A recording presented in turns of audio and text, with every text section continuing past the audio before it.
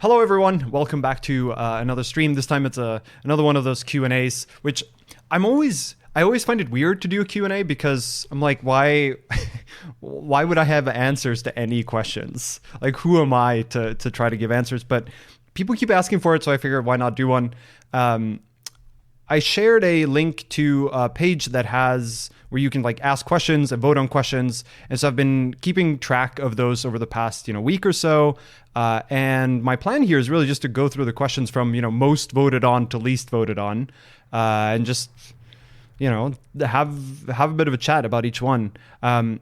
One thing I'll mention, just because of all the mayhem that's currently going on in Twitter, is that I am on other platforms too, although I need to get better at actually maintaining them. In particular, let's see how well this works if I do this.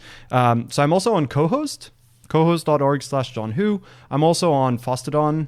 Let's see if I can actually figure out how to open that one. Aha. Which is just fostodon.org/@JohnWho.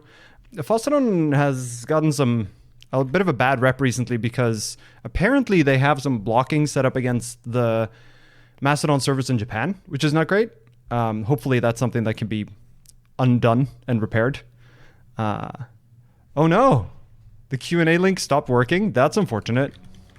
Let's see. I think it's back up now. At least it's back up for me.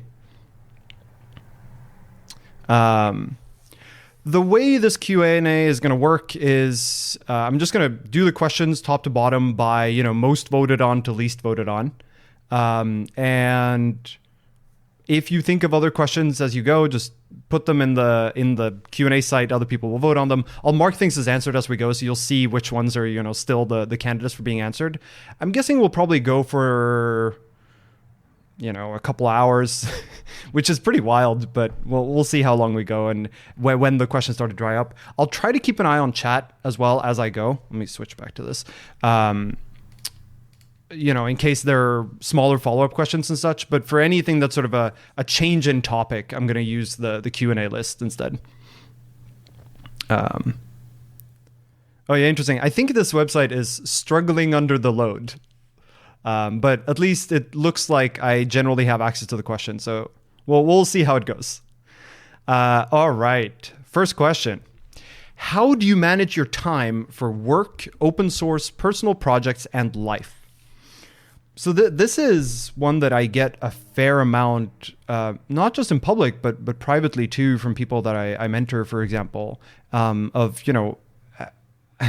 do you find the time to do basically more than one thing? And I don't think there's a great answer to this. One of the challenges with having side projects is that you only have a finite amount of time. I think there are two pieces of advice maybe that I would give here. The first one is you will never find time. You have to make time. That applies to me just as much as anyone else for things like streams. It's not as though I just magically have like a 5-hour gap in my calendar to do an implementation stream. It doesn't work that way. It is, I have to like allocate that, 2 weeks from now, I'm going to do a 5-hour stream on Saturday so that I don't have any other plans that time. And the second observation I would make is that make sure that you do things that you find to be interesting. It's pretty easy to make the time for things that are fun. But if you have side projects that you're not as enthusiastic about as the other projects, you end up just not spending time on them. That's in practice what happens. And so it's important to sort of evaluate your side projects and figure out which ones are actually worthwhile spending your time on, which ones are you finding joy in, so to speak. Like I know for me, I've accumulated a lot of side projects that are hard for me to put aside. And it's not necessarily that I still care about them, but I feel an obligation to continue to maintaining this. That this happens for things like open source projects a lot, where it's something that I built 10 years ago, and I no longer need that particular thing. I no longer use that particular thing. But I am still the owner, and I feel a responsibility to continue to maintain them. And finding times for those is pretty hard. And one of the things that I've been thinking a lot about is how can I offload some of that work, be it, just mark it as abandoned or, try to actively solicit new maintainers. It's difficult. In terms of managing time more broadly, I don't really use a system. Arguably, I should. I've found, though, that if I sort of look at my schedule, it's not as though I have... Like if I filled my calendar, I wouldn't have lots of things to put in the calendar. It's not as though I have, tons of meetings. Let's ignore work. Like just assume work is one chunk, like one unit chunk in my calendar. But for all the other stuff, it's more that just things come up or I discover things I want to spend time on. So it's not really things that I can plan out in advance. I do try to plan for open source work. So in general, I now do open source work like sort of every weekend. Like I let it build up over the course of the week, because after I get home from work at the end of the day, I often don't want to sit down and do more programming, even though I really enjoy programming, but I end up, feeling as though I've expended some of that creative energy. And then when I get to the weekend, I then catch up on my GitHub notifications, like some of the streams that I've done on day in the life of open source maintenance. It's that kind of stuff. So I do end up sort of dedicating time to it, but it's not as though like it's Saturdays from 1 to 4. It's more, I know that on Saturdays I tend to do catch up on, email and open source. And even that was a struggle actually to say, I'm going to not respond to things immediately. There was a lot of, resistance in me towards, making that trade-off, because I feel a sense of responsibility or something where I want to address things straight away. If I'm just sitting on the couch and watching TV or something, I feel bad about not responding to, an open PR or an issue or whatever. But at the same time, I know that if I tried to respond to everything, if I tried to address everything quickly, then it would be counterproductive, because effectively what would happen is I would burn out. I wouldn't have enough downtime. And I think managing your own sanity in that sense and recognizing that like you need to have time that isn't set up to do something productive as well. Otherwise you go insane. All right. I'm going to consider that one answered, even though, it's a big, complicated topic, but I think it's hard to give a complete answer to it. All right, next question. When picking third-party libraries for your Rust projects, what design, architectural, technical attributes makes you use one library over another? Are there any red flags that you pay attention to? This is a difficult question, and I don't mean that just personally, but I think professionally as well.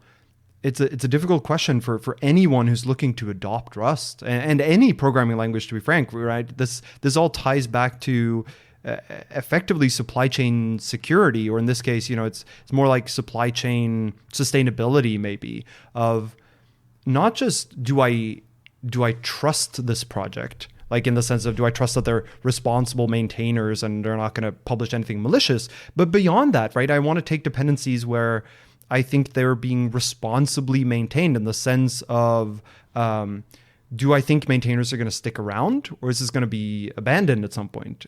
Do I think that the developers have a sufficient commitment to things like backwards compatibility? Do I think that they generally address feedback, performance issues, PRs in a timely manner, or are they, very hands-off in terms of maintaining this project, which I'm guilty of in some of my projects too, often, to tie this back to projects that I built a long time ago and no longer actually use myself.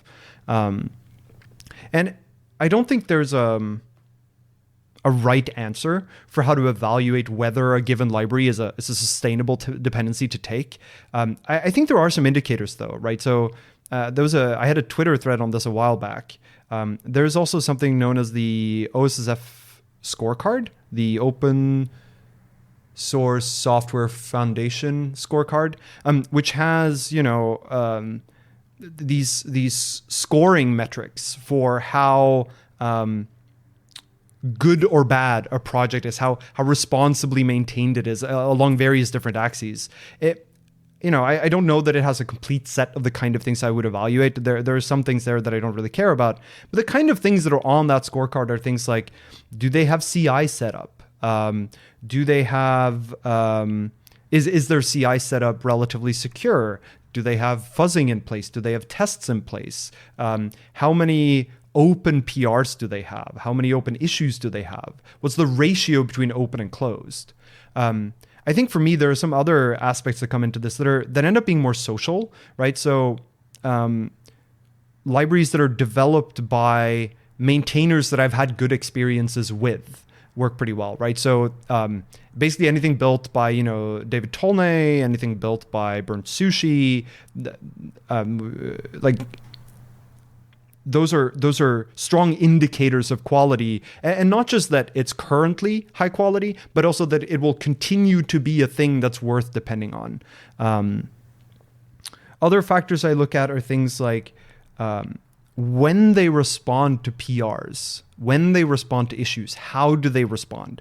First of all, when do they respond? But also, do they respond in a fashion that I think encourages people to contribute, to take ownership of that project and actually help out long term? Or is it much more of a sort of brush things off? Other thing that matters are, do they have decent testing infrastructure? I think that matters a lot. Do they have, a decently constrained list of dependencies? I'm not quite on the extreme side of your dependency list needs to be 0, but rather I do think that you should have some amount of discerning taste over which dependencies you choose to take or when you choose to take a dependency and not. But ultimately it ends up being a very subjective evaluation, which I think is unfortunate. At the same time, I don't really know what a better alternative is, right? So there have been proposals for things like either a sort of blessed set of crates for the Rust ecosystem, or even trying to build a sort of batteries included version of the standard library that has many of these crates in there, like regex and serde and such. And I don't know that I love proposals like that either, because you end up essentially cementing the status quo, right? You end up making it not necessarily harder to develop a competitor. And I don't mean competitor in a commercial sense. I just mean in the sense of, another crate that tries to achieve the same thing and ends up doing it better. And you just make it harder for people to adopt those because it's so easy to just use the ones that are on the list. They get so much credence by virtue of being on the list. And if you have something like a blessed crate list, you do have to make somewhat difficult decisions, right? You want to, you probably don't want multiple crates that do the same thing, but that then also means that you can't really swap out one for the other because that's sort of a breaking change in your suggested list of crates. So it just becomes a really hard evaluation. And, I think we have good examples of where it would have been a problem if such a blessed crate list existed or an extended standard library existed. You can think of things like, before we had serde, we had Rust serialize, which I'm glad we have serde over Rust serialize. But Rust serialize was used everywhere until serde came along. And so, if we at the time had blessed crates, serde might not never come around. And I think we have the same potential for serde going forward, right? It could be that serde is not the be all and end all either. Maybe we come up with a better design for how serializers and deserializers should work. And if serde is one of the blessed crates, then how do we even make it possible for such a thing to be built and gain traction and get adopted and be moved to? Another instance of this is lazy static, where these days, in general, you'll want to use one cell instead of lazy static. But it similarly was used and is used everywhere. So it's tricky. And I don't know that we can codify, the most important, the attributes that matter. Because there's this problem too of if you make a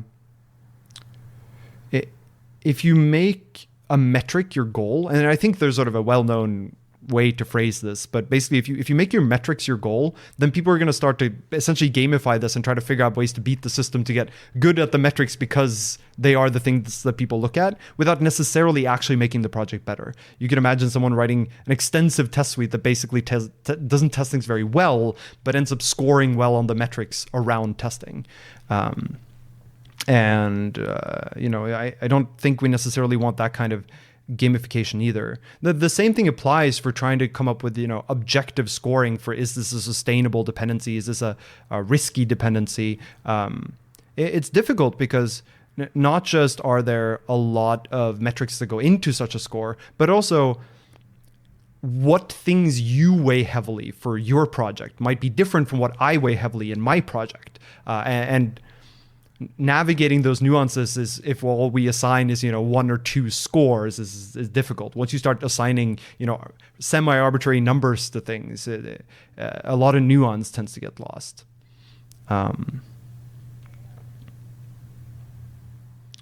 Why one cell rather than lazy static? There are a couple of reasons for this. I think the big one,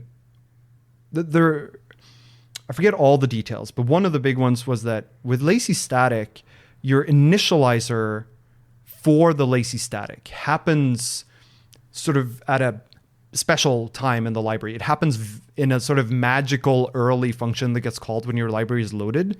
And that means that it's harder to do things like handle errors.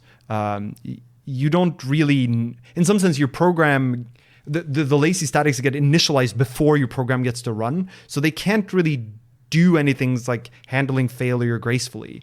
With one cell, it takes a different approach of saying, when you access the thing, you also give the initializer. And that way, the value gets initialized during your program execution, which means that you also have a way to propagate errors. And so that ends up being a slightly more reliable way of doing initialization, or not necessarily reliable, but more flexible, more powerful, perhaps.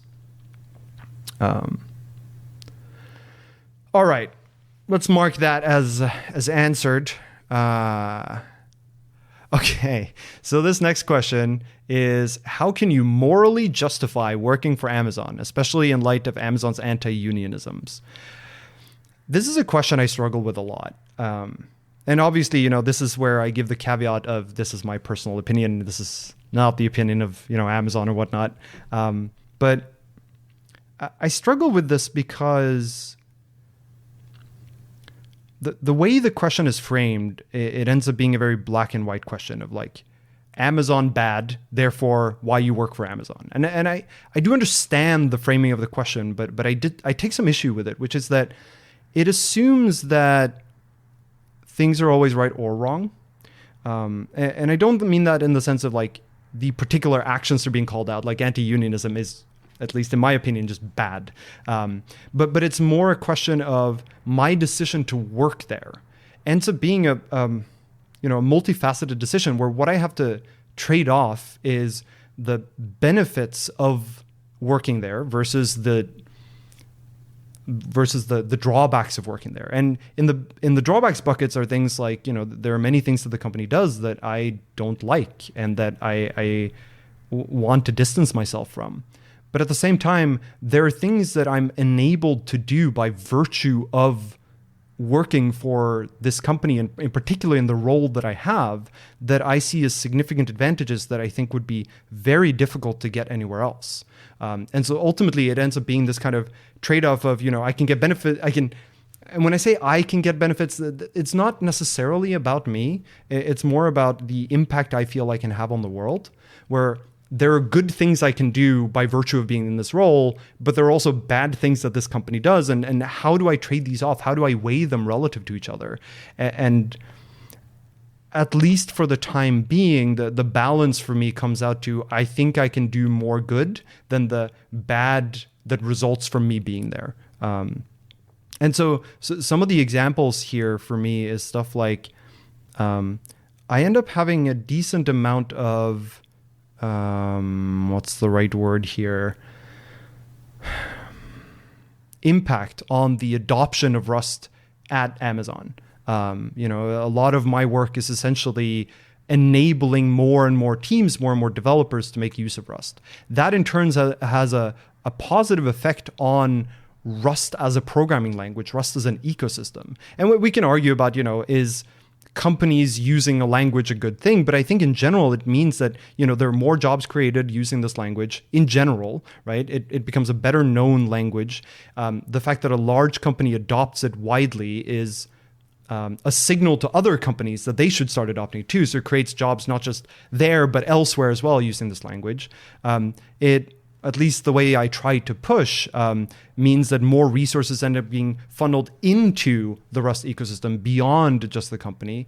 And I think if I wasn't there, it's not as though Amazon would stop doing things with Rust, but I do think it gives me an ability to steer the direction that involvement takes, and I don't think there are many other places I could do that at the moment. Someone mentioned in chat, thanks for even considering to answer this question. I thought about it a lot, actually. I saw this question come up and I was like, not surprised, right? This is a very obvious question to ask. But it's also it's a thorny question. It's a difficult question to answer. And it's one that, I struggle with myself. I can't claim that I have the right answer here. All I can claim is I've tried to balance this in my head and I've come out on the side of, for now, this is still the right thing for me. And so someone also makes the argument in chat here that if all the good people avoid working at Amazon, then Amazon never gets better, which applies to any company, right? That argument only goes so far, right? Where it assumes that given a sufficient number of good people, the company changes for good. And that's not always true. I do think it's true in Amazon's case, but that becomes entirely speculation, right?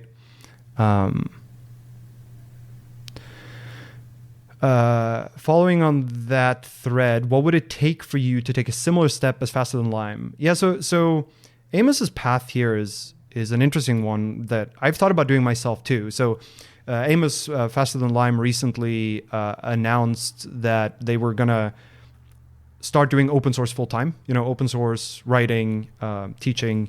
And I've considered doing the same thing myself for a long time. One of the reasons why I didn't was because it's hard for me to do that in the US because I'm on a visa.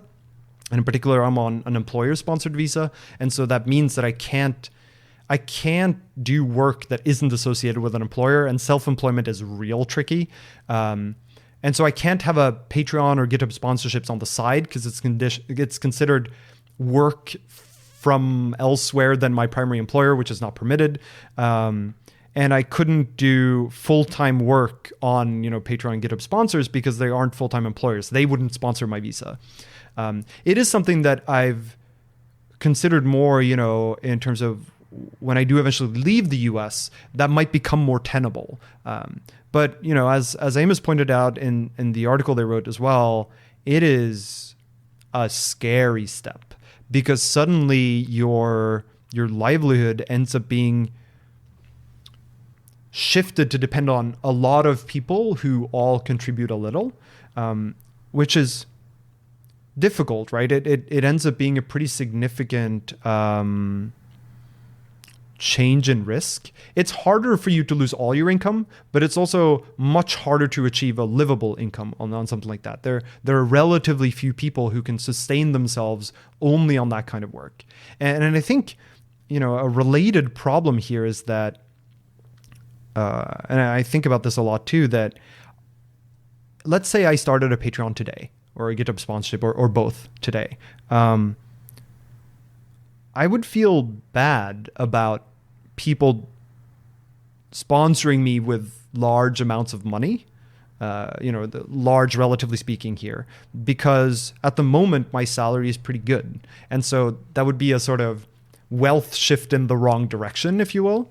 But at the same time, if people don't contribute much because they see that I don't really need it, or I say that I don't really need it, which then is true, it means that it's a more difficult choice for me to choose to leave the sort of relative comfort of my current job for that, because I don't see what the actual payout would be.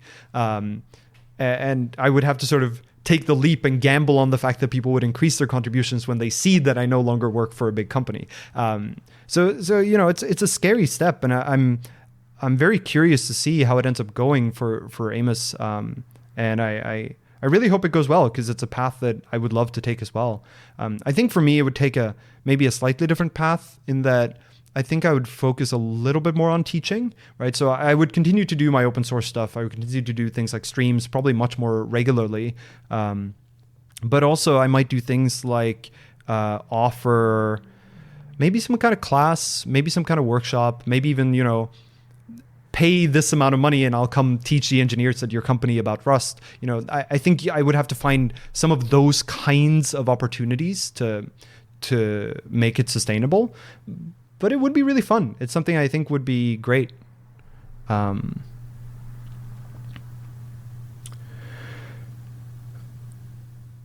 does part-time interact with that? Yeah, I've wanted to be part-time for a long time. But again, US visa doesn't really let me do that. It is something I could potentially do in Europe, right? I work part-time and then do Patreon, GitHub sponsors as a part-time thing for a while, and then sort of transition slowly as I see it become possible. Very much also a path I've thought about. It is a little harder to land part-time work, but I think it might be doable. This all becomes, it's something I can't really do at the moment, so I haven't looked enough into it to know whether it's a tenable thing for me to do in the future. All right, next question. Would you recommend any beginner-friendly open source Rust projects? This one's tricky because, as I evidently say for basically every question, I think that the best beginner-friendly open source projects are the ones that you start yourself, because trying to learn someone else's code is a lot of work, and not always worth it, right? It could be that you start learning a thing and you don't really care about the project. You just want to have an ability to contribute and to learn from a big code base. And that's not a great environment to learn in. Whereas if you're building something that you deeply care about, you're going to be much more enthusiastic about building it. And if you started from scratch, then you don't have to also try to learn, in addition to learning the language, have to learn someone else's code base and learn, the problem domain that you're not familiar with. And so I actually think that I would recommend starting things from scratch. There's an exception. There are two exceptions to this. One of them is if there is an existing project that you find really interesting or cool, right? It's something that you have use for, or you have an interest in, or ideally both, where you feel a passion and enthusiasm and excitement for learning how it works. Then I think that those are great projects to start with. And when it says beginner friendly, people put different meanings into that description, right? So beginner friendly could be things like mentors are available, or there are issues that are beginner friendly you could start tackling. That helps, but for me, beginner friendly is a weird term because it assumes that beginners are not slow to learn, but it assumes that beginners can't handle complex problems, which I don't think it's true. It takes them longer, but that's where it ties back to, if you have the enthusiasm, the excitement, then even if there's a complex problem to solve, you might have the energy, the drive, the motivation to really dig into them and understand them. So I would caution against, recommending, don't touch any particularly complicated problems if you're new, and instead say, tackle the problems you think are interesting to work on, because they're the ones you're likely to be most productive in and feel like you're making the most amount of traction on.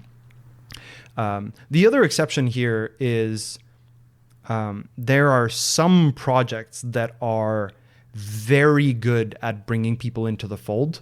And so here, I'm thinking of projects like Bevy have been pretty good at this. Clippy has been pretty good at this. The Rust project itself has been pretty good at this.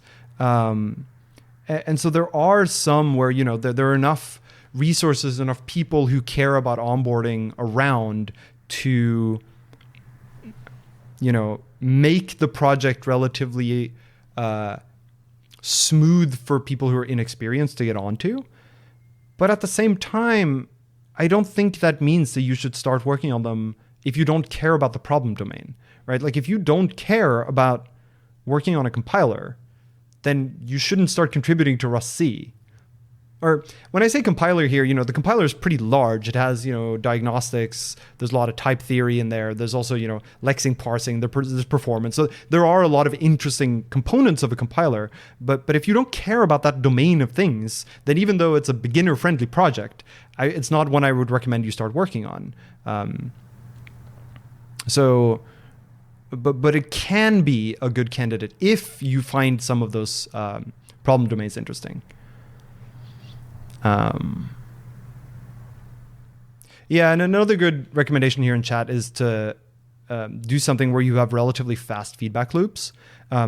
So in general, with like human learning, we learn by getting feedback. And so if the distance between, or the time between you submitting something to getting feedback on it is very long, that's going to be much harder of an environment for you to grow in. Now, the feedback doesn't necessarily have to be human feedback, right? It could be something like, if you're doing performance optimization, then how quickly can you get results on your iterations and your improvements? But sometimes human involvement is important here too. If ultimately your goal is to contribute back, then, if you ultimately submit a PR and you don't hear back for a year, your learning sort of stops there. And so this comes back to, it's worth looking at whether the project is basically dead or whether there are people who seem like they might be willing to help someone get started and at least contribute feedback, if not mentoring instructions.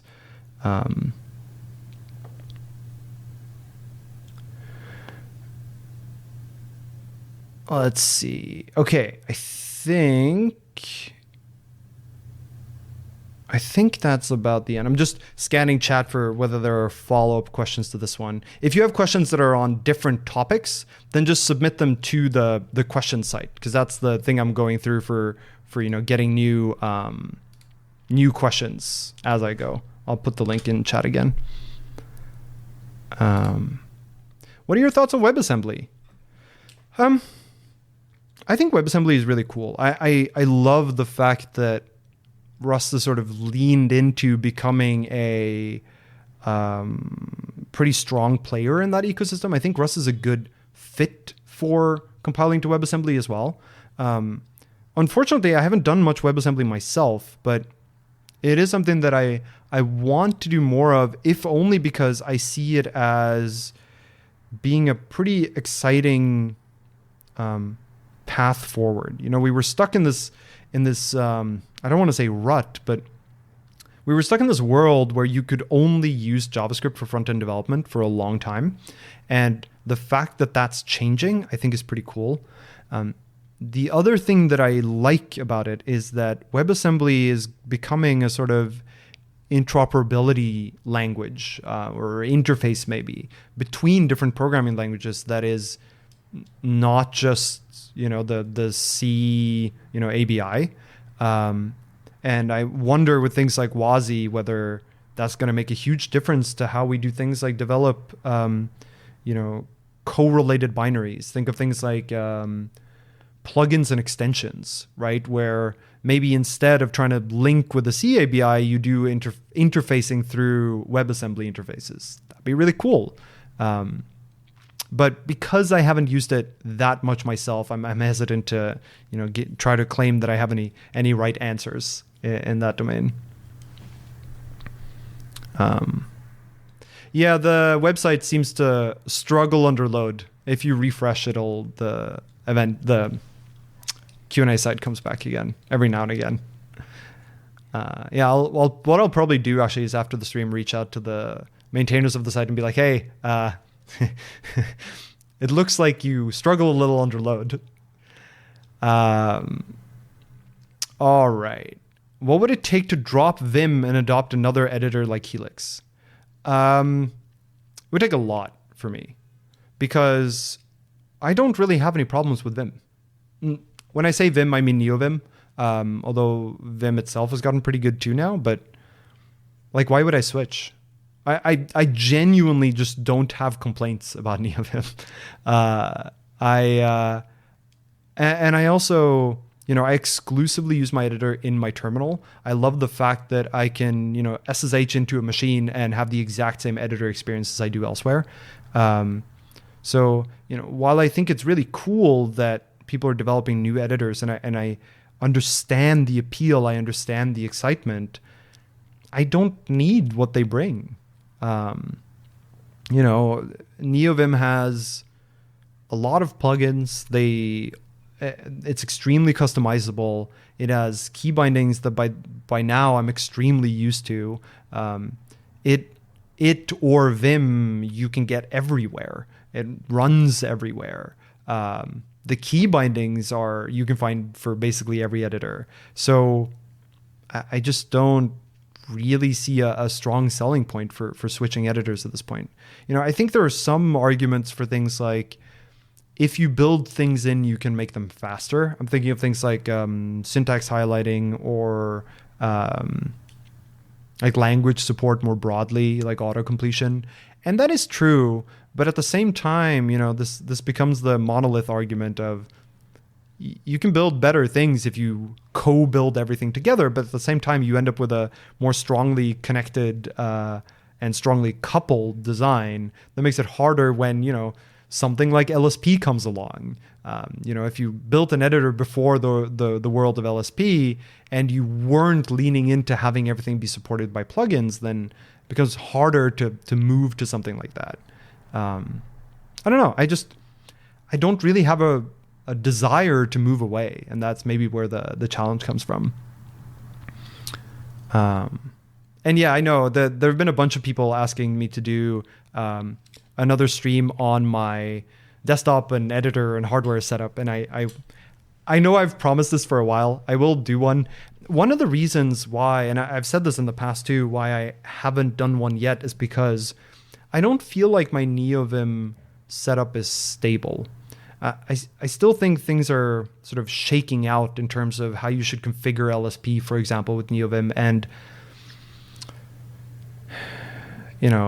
I feel like if I did a video on it, the chances that it gets outdated in 6 to 12 months is decently high, and that's unfortunate.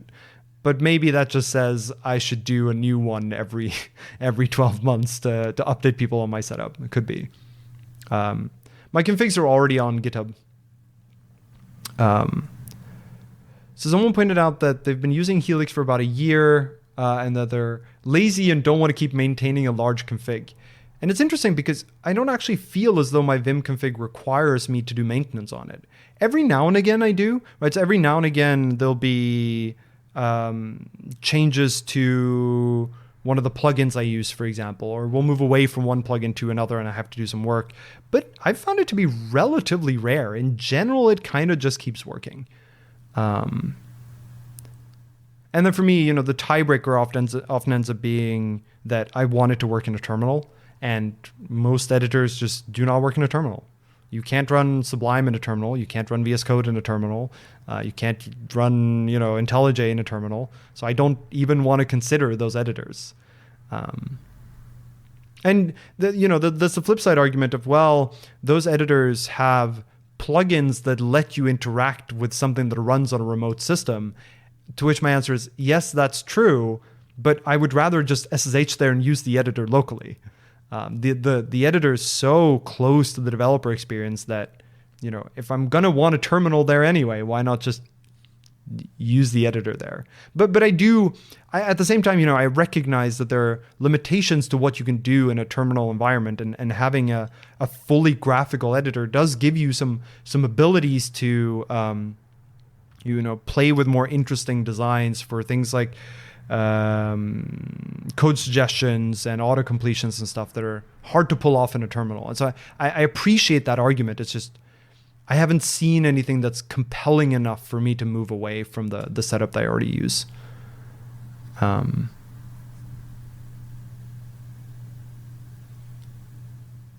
you tried a pre-configured NeoVim setup like AstroVim? Nope. I don't really know why I would.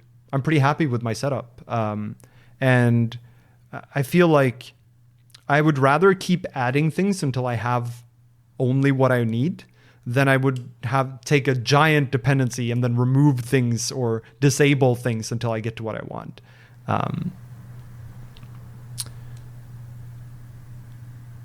Debugging from other IDEs. Debugging is one I hear a decent amount, right? If people want the sort of native debugging experience you get in a more graphical IDE, I understand that. I just haven't found the need for that. Like for me, I get very far with just like print line debugging in GDB. And it is true the experience is nicer in an IDE, but it's not a compelling feature for me. And maybe that's because the development that I do, it ends up that I do less of that debugging. I'm not sure. But that's just never really been that much of a pain point for me.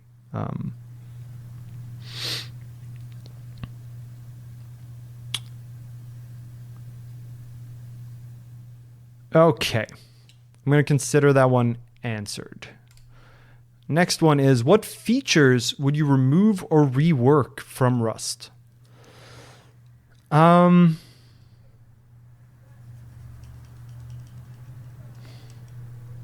get this question every now and again, and I always find it tough because I don't really have a sort of hobby horse of, or I don't have a backlog of things where I'm like, Rust did this wrong. I think there are some smaller things like one thing that's pretty frustrating is around things that stabilized in the standard library before we had capabilities that we have today. And what got standardized could have been better if it wasn't standardized that way. But that would be a sort of 2.0 kind of discussion. It's not really something that's broken with Rust as much as it's a result of a language growing over time. An example of this would be something like boxed errors. So if you have a boxed in error plus static plus send plus sync, that type does not itself implement error, the error trait. And that makes it really annoying to work with in some cases, especially when you're using something like anyhow. Like the two aren't, you have to play tricks to get them to cooperate, and it can be pretty frustrating. So there are some of those kinds of like pain points. Things I'd remove. There's been a lot of discussion about whether the pin trait should have been unsafe, or the unpin trait rather, which, I see the argument for why it is correct for it to be safe, but I also see the argument for why it would have been nice if it was unsafe because there are so many footguns. But these are all fairly minor. Like I don't think I really have a sort of, this whole thing is broken. I have things that I wish Rust had, but they're not really things that are there that I would change as much as they are, things I think are worth fixing up. So these are things like custom testing frameworks would be really nice to have. Like currently, the fact that Rust has a built-in notion of unit and integration tests is really nice. Arguably, Cargo has a built-in notion of them, Rust less so. But I really wish we could see, innovation in how to develop testing infrastructure. I think it'd be cool to see what kind of things we can get there. Cargo Next Test is a test runner, but it doesn't really give you, mechanisms for, doing test setup and teardown and output reporting change and that kind of stuff that I would love to see innovation on. And currently we don't really have a good framework for doing so. Um, I don't really think I have other things I would remove. I think I'm relatively happy with where we've landed and the things that I see coming down the pike. All right. Oh yeah, Cargo Bench is another one. Although there too, I think custom test frameworks are arguably the answer rather than standardizing how to do benchmarks.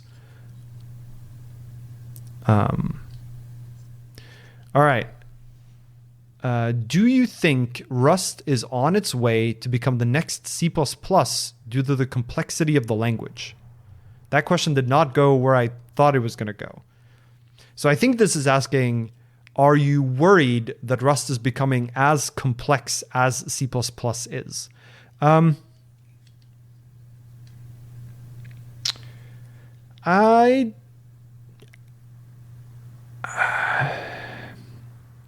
So yes and no.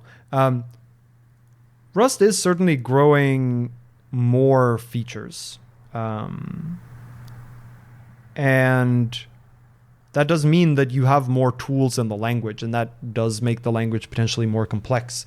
At the same time, a lot of the things that we've gotten in Rust recently, I'm thinking of things like, generic associated traits, are, at least in my mind, not really making the language more complex as much as it is filling in feature gaps, right? So if you think about Rust in a sort of abstract sense, not in terms of what the language currently supports, but just like what the language is about. You think of, trait bounds and lifetimes and those kind of things. Generic associated types seem obvious. They seem like a thing you should just be able to do. And the fact that that wasn't possible was a limitation of the implementation of the language. And making that possible, at least in my mind, arguably makes the language less complex because there are fewer rules for things that won't work. Now, of course, it does mean that things like trait bounds can now grow more complicated, right? So there's sort of the difference between the complexity of the language and the complexity of what you can build in the language, the complexity of the abstractions. And so I think it actually makes the language simpler, but it makes it possible for abstractions to be more complex. And I think that's generally the right trade-off. Like, I do think that you want a language that feels relatively complete, or rather feels like it doesn't have obvious holes, because holes are a terrible thing to try to understand when you're learning the language of like, but why can't I put a lifetime parameter here? That makes no sense. Why can I put it in these places, but not those places? I think another candidate for this is type alias impl trait. So existential type aliases, where it's something I think folks learning the language probably expect to be able to do, but they just can't. Inferred bounds might be another example. Where why doesn't this just work? Why does the compiler require me to either not do this or do it a different way or spell things out when the compiler should just know that it's true? Borrow checker bugs have a similar flavor, right? There's like one long-standing bug in the borrow checker where if you return early from a function and you borrow something in the return, like the return value borrows something that's also used in the remainder of the function after the early return. The borrow checker can't reason about that and ends up just refusing to build your program. Like the borrow check fails. And you can have entirely correct code that just gets rejected. And it's a terrible beginner experience if you run into this, because your mental model is correct, but the compiler is telling you you're wrong. And that's a bad mismatch. In some sense, I think that this question is really, is Rust's, theoretical capabilities, is Rust type system, let's call it too advanced, too sophisticated, to the point where it allows abstractions that are so hard to reason about that the experience of using the language becomes painful. And I think, there's a similar question to be asked about something like Haskell, or if you go even further into formal verification, where you have languages that allow you to arguably state anything. Like your bounds are very complicated because they're essentially proofs. Those things are, they are harder to work with, harder to reason about, but at the same time, they provide immense value, right? Being able to have the compiler check things for you, I think is worth the cost of the added complexity that's required, because we basically need to state more facts about the code that we write. That's effectively what trait bounds ends up being. And I think that's worthwhile complexity. And I think that complexity is slightly different from C++'s complexity. I think C++'s complexity comes more from the language and the syntax than from the sort of theoretical type theory complexity.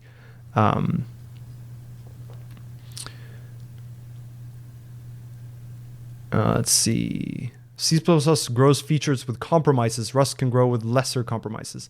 Maybe. There are certainly compromises in Rust too, although I do think that we have been fairly good at trying to develop or trying to land features that have a decent amount of cohesion with the language that exists already. And there's a little bit less, design by committee.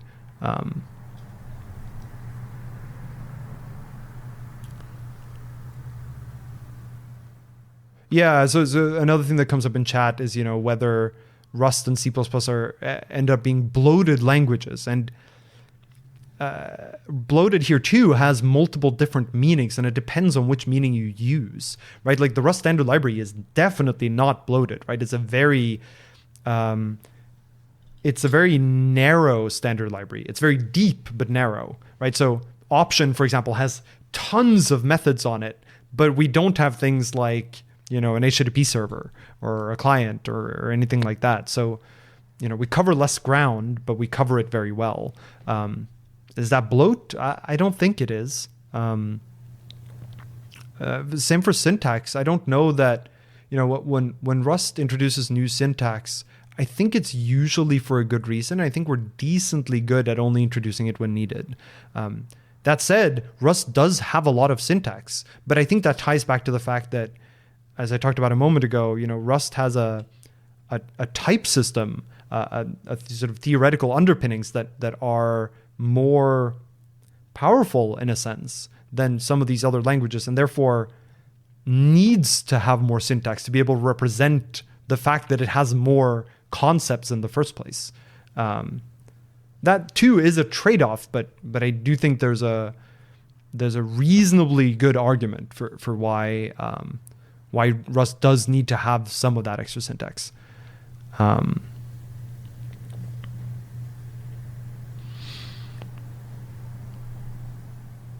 Okay. Let's see. Next question is, do you like Copilot? Okay. So my hot take here is that I think Copilot and similar kind of endeavors are problematic in the short to medium term.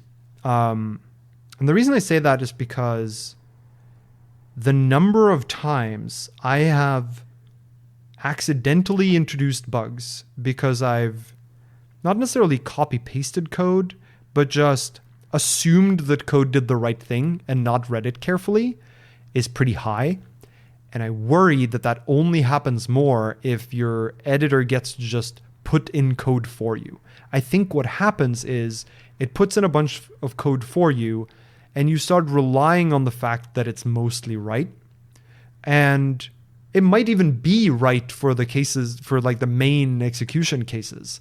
The challenge is all the corner case behaviors. And that means you start relying more on your tests unless you actually go back and read the code that was auto-generated. And if you go back and read the code that was auto-generated, it has saved you relatively less. It is true that it can save you from things like, looking up a bunch of API documentation, for example. It might allow you to get close to the correct solution faster. And I think there's value in that. But I worry that developers will lean on it too heavily and then get bit by all of those subtle bugs in or subtle mismatches between what the generated code tries to do and what you actually wanted it to do, that you end up not really auditing that generated code well enough. That said, I think we won't get to something that you can actually rely upon without going through the process, the learning process of,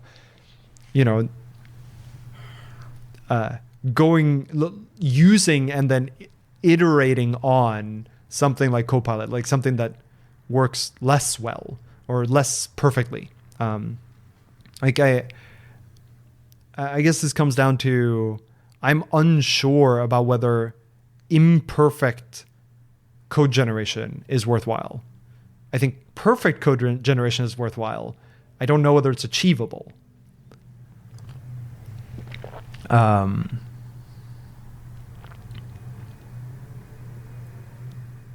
Yeah, all of these libraries have the same bug. Any thoughts on possible license problems? Yeah, so I mean, this is a whole different, rat's nest or Pandora's box maybe of when you generate code from that's ultimately sourced from many different places. Who owns the code, where, and not just owns, but even for things that are actually open source, many open source licenses require attribution.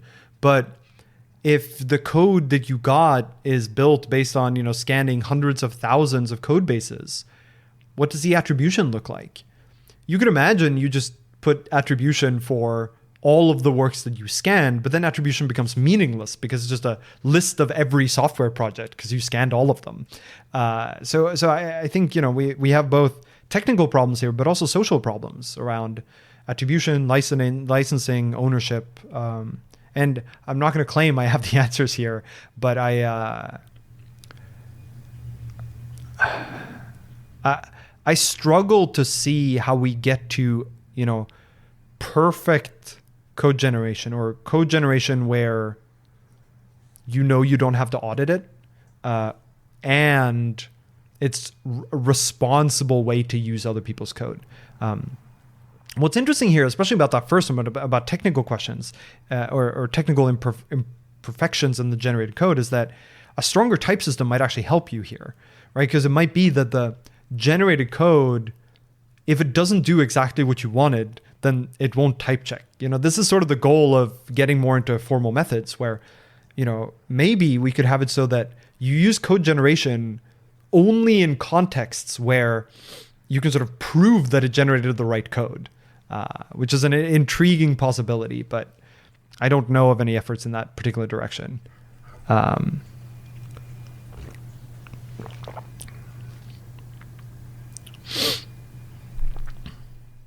Yeah, and there's also the question of okay, what if you had bad programmers? Is it better to use auto-generated code that's imperfect, or is it better to let a not very good programmer just write the code themselves?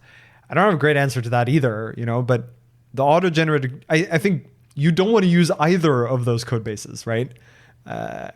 Even if a bad programmer reviews the auto-generated code, I wouldn't trust them to do it properly. So I don't know. It's a very difficult question.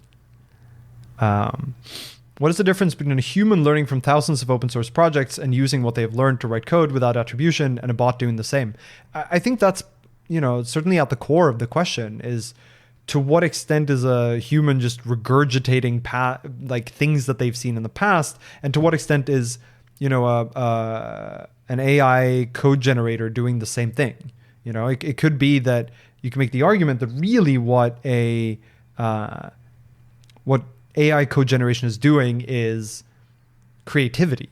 It's not just copy pasting lots of small bits from everywhere. It's actually generating, new ideas or new combinations, in which case it is much closer to a programmer just saying, I'm just applying what I've learned. But even there, that doesn't get you into a free-for-all situation. It's not as though that absolves you of all responsibility.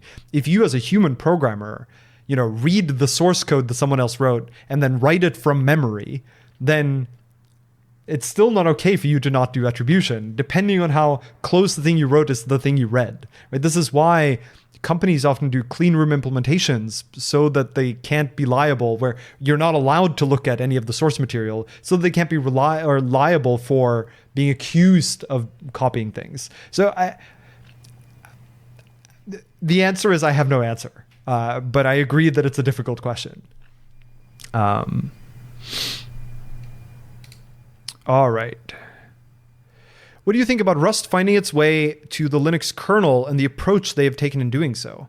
I think it's really cool. I think it's fantastic to see Rust get into the Linux kernel. I also think it is a very good input channel into Rust's development, right? So the kernel has some really weird, really niche requirements of the languages that they build on top of, the ecosystems they build with, the builds themselves. And, that I think many of those niche requirements are only the Linux kernel needs that exact configuration of niche things, but each niche thing might be needed by many other projects. And the fact that the kernel is picking up the language means that those niche things are more likely to get addressed. I'm thinking of things like, one of the big things that came up in Linux adopting the kernel, Linux adopting Rust in the kernel is, what do we do about allocators, right? In the Linux kernel, you want to be able to guarantee that certain code paths do not allocate, or only allocate in, known ways. And Rust doesn't really have a mechanism for doing that, especially once you take third-party dependencies. And I think this has really pushed forward the question of, well, how does Rust implement such a feature? Well, is there even a way to do so? And that has generated a lot of interesting discussion that, probably wouldn't happen with the same amount of depth or weight without the kernel picking up Rust in the first place. I also think it's a strong indicator that Rust is sort of here to stay and has merit, that, this is sort of a stamp of approval, maybe, that I think ultimately matters a lot in the world of programming languages. So you need to be able to point to other successful adoptions of the language for the more hesitant players to pick up the language.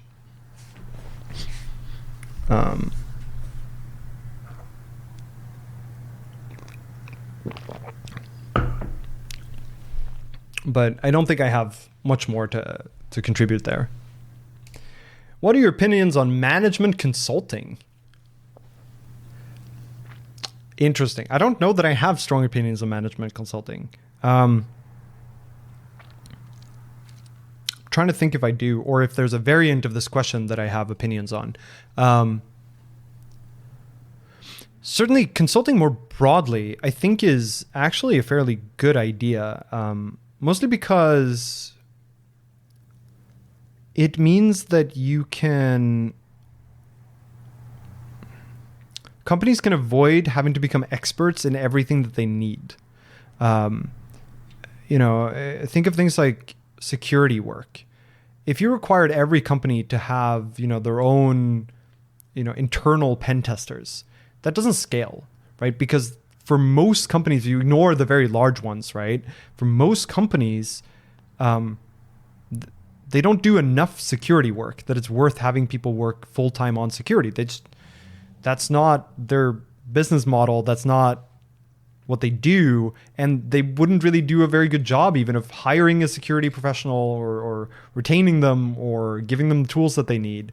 And those are the kind of situations where consulting works really well. And I also think it's really great for someone to be able to work as a consultant. Like, I've thought of this myself, right? Of trying to be essentially a Rust consultant that gets hired into, whether that's to develop a crate or help design an API or clean up some Rust code or help with designing software built in Rust. Like, that would be really, really fun. And it would allow me to, apply my expertise very broadly,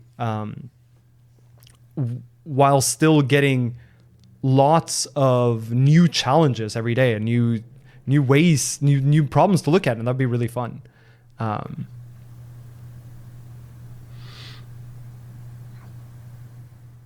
Yeah, so when it comes to, actually management consulting, like, McKinsey and BCG and stuff, I don't really have a problem with them. I think in some sense they provide a needed service. I think there's a question of like, you can apply some amount of ethics evaluation here of to what extent should they be more picky about what projects they agree to work on and such. But I think in general, the idea of consulting makes a lot of sense to me.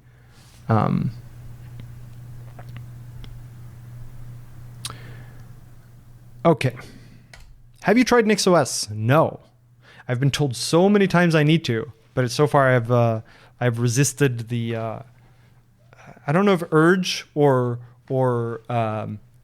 urgings, like urge being self-imposed and urgings being from other people. I think this comes back to the same argument I have for editors, which is I haven't had a need. I've felt more of a need since I started working at Amazon because I can't run. It's much harder for me to run Arch Linux there, but everywhere else I run Arch and I'm very happy with it. So I don't really have a need for Nix there. That said, it could be an example of, well, you don't know what you're missing out on, right? So certainly one of the things that appeals to me is the ability to very easily get a new system set up with a similar configuration to what I have elsewhere. But at the same time, that happens pretty rarely. And when I do that, I actually really appreciate setting it up from scratch because it means that I get to revisit the decisions that I made when I set up my last system. And very often I find that something changes when, like, I decide to change something about my setup when I set it up again, whether that's because, System D has gotten a new feature that I want to make use of, or, there's a better package to provide this, or I want to switch my window manager, or all those things that are really annoying to change in an existing setup. But when you get to start afresh, it's much easier to just like make different decisions.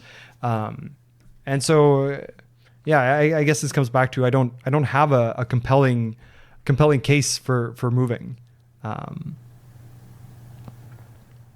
Yeah, I've also heard someone mention in the chat that the Nix language is pretty cryptic and hard to get into. But like, I think one of the arguments is with Nix, you can easily roll back, and I don't know, I can pretty easily roll back on Arch too. That's not really a problem that I have.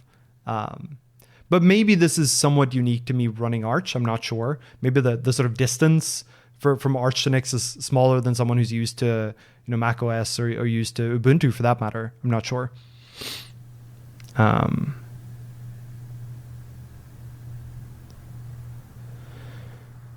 Okay. Do you use any software or plugins for NVim for writing down notes? Nope, I do not. I'm terrible at keeping notes. I have a giant to-do file in my home directory, which is written in Markdown, and my terminal config prints it whenever I start a new shell. That is the extent to which I have a writing down notes and to-dos. And it doesn't really work really well either because the to-do document that gets auto-printed is longer than the height of my terminal now. So I don't really even see everything that's on there. And in addition, I use my phone to keep track of things that I like have to do. And not just, I need to get eggs, but also like I should do a stream on this topic, or here's an idea for a crate, or I found this bug in the standard library. Like the way I do this for myself, and it's stupid, is I set an alarm with the thing that I'm reminding myself in the alarm text. And the reason I do this is because it forces me to look at it later. Because if I have it in a to-do list, it's like pull versus push, right? I don't go read the to-do list very often, but if it gets pushed to me because my alarm goes off, I will at least look at it. So I have some alarms that actually go off every week to just remind me about the idea and think about it some more. And then inevitably what happens is when they go off, I snooze them, or I let them go until next week, or I transfer them into that to-do document, which is at this point basically append only. And it's not an ideal setup, but I haven't really found a better way to go about it.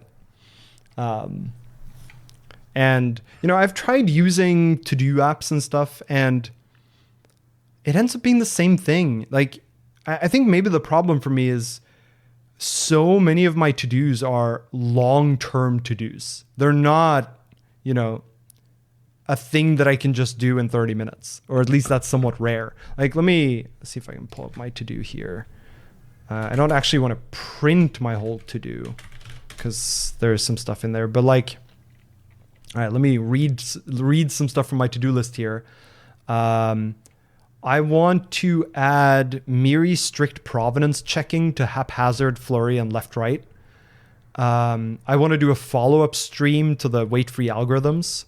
I want to do a stream on using cargo as a library. I want to do an unsafe chronicles on pointer provenance. I want to port more tests from Folly into haphazard. I want to find new maintainers for a couple of the crates that I maintain. I want to write a long-form blog post on why we shouldn't be doing interviewing based on data structures and algorithms. I want to design a D&D campaign again. I want to add a lint to Clippy or the standard library to deny Boolean arguments. I want to design a crate that does open loop workload generation. I have some errata I need to add into Rust for Rustations. I want to do a director's commentary video of Rust for Rustations. All of these things are things on my to-do list that I can't just do, right? Like, these aren't couple of hour projects. These are, I need to like schedule a block of time for them over long periods of time. And so they just end up going on the to-do list.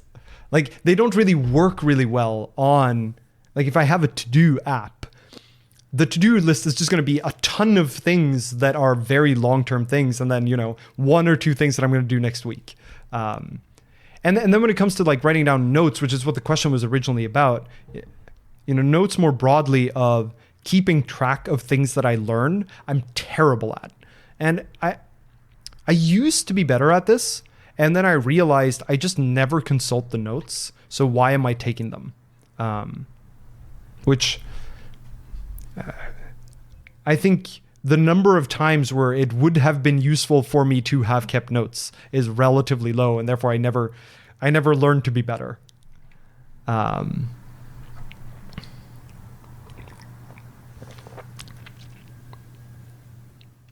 Yeah, I've heard Obsidian can be pretty good because it lets you create like knowledge graphs. But there too, like I just don't keep notes about things that I learn, and arguably I should, but I just don't.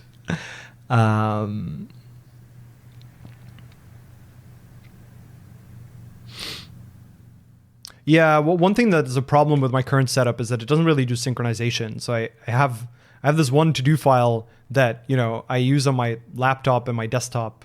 And I just SCP it between them, and it's not a great way to sync. It's a great way to lose data. At least it should be in Git, but it's not. It's just a text file. I don't have access to it on my phone, which is why I sometimes set alarms to remind myself to move things from alarms on my phone into the to-do file. It's a mess. And like, arguably one of my to-do items is figure out a better way to manage to-dos. But the last time I did that, the improvement was have a to-do file. I think at one point I had 30 alarms set on my phone for various random times, some of which were on and some were off. The other thing is just like, I have open tabs on my phone for things that I have to do. And at the moment, I have so many open tabs that, why does it not...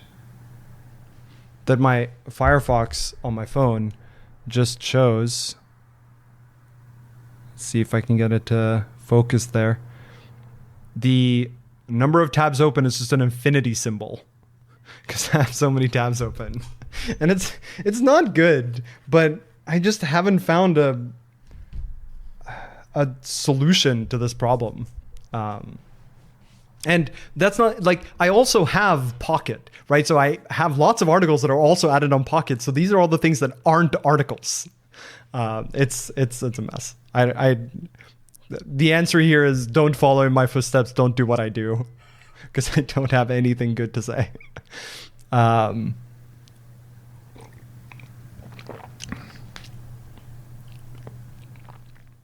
Oh, lots of people are asking questions now about things on my to-do list. Okay, so denying Boolean arguments.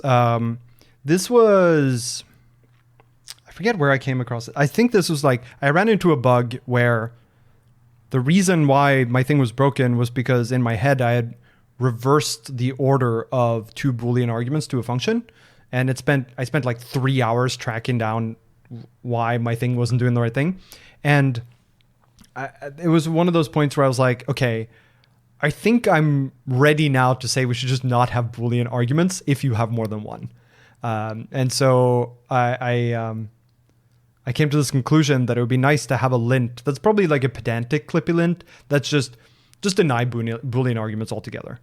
Maybe you could say only deny if there's more than one, but I'm actually thinking just deny all Boolean arguments. Like basically remove the Boolean type from being allowed to be named. It should not appear in structs. It should not, well, structs might be okay.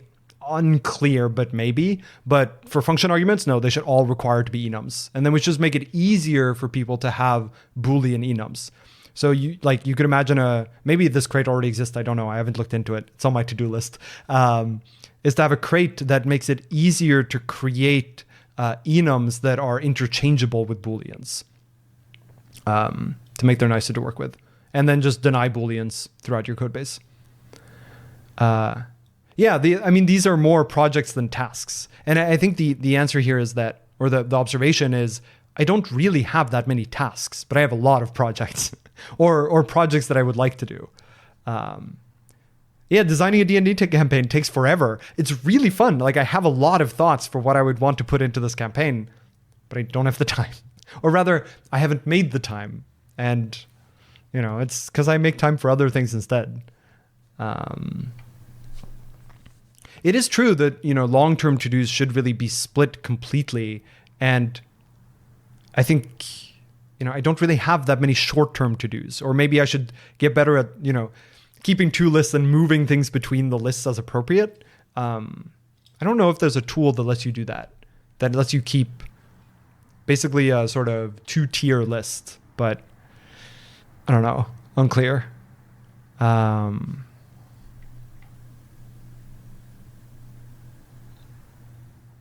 Director's commentary for the book would be pretty fun. I think that might be something that I would do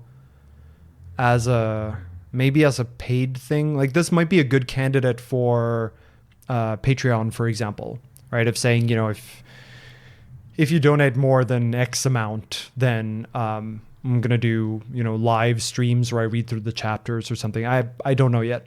But I think it could be really fun.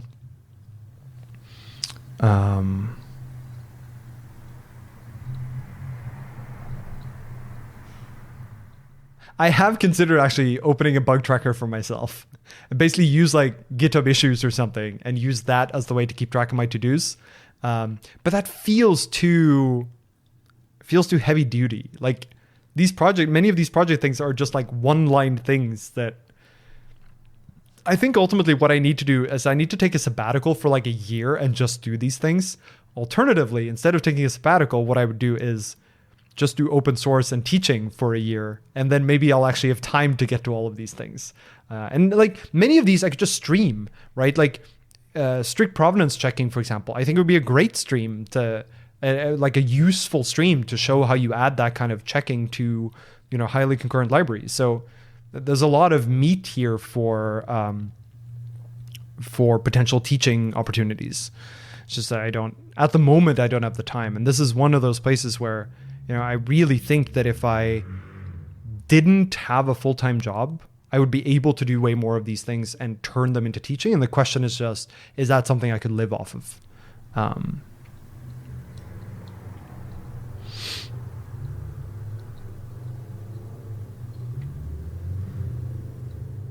How would you interview instead of data structures and algorithms? I think testing problem-solving ability is way more important than asking knowledge and memorization-based questions. I agree. I think data structures and algorithms are knowledge and memorization-based questions. Problem-solving has nothing to do with data structures and algorithms. That's sort of where the core of my disagreement with data structures and algorithms comes from. I think when you want to get to actually asking questions that are problem-solving, I think you want to ask questions where there aren't right answers, where you have ambiguous problems, and data structures and algorithms very often do not. Like for example, one interview questions I like a decent amount is something like, write the scheduler for the elevator system in a building. That's the entirety of the prompt, and then part of the interview process is which questions does the candidate ask, and then we explore the problem space together. So you might ask, well, how many elevators are there? How many people are there? How many floors are there? What is the general pattern of when people come in and when people leave? Are there restrictions on what kind of controls we can have for these elevators? What's the size of the elevators? What country is this in? Because that might change how people want to have the elevator experience be. And then you might also, ideally you also get to writing code, right? So you actually write an elevator schedule and you try to come up, well, what is it good? If you were to write a crate that implements the elevator schedule, what should the API look like? Why do you make the decisions that you do? And maybe part of that is, you have to choose to use the data structure in some part of it, but it's much more of an organic choice than it is, how do you rotate a red-black tree?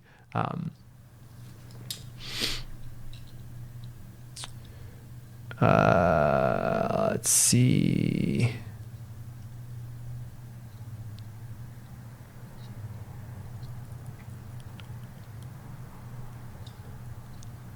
Let's see. I'm just scanning through the chat here to see if there are more follow-up questions to this.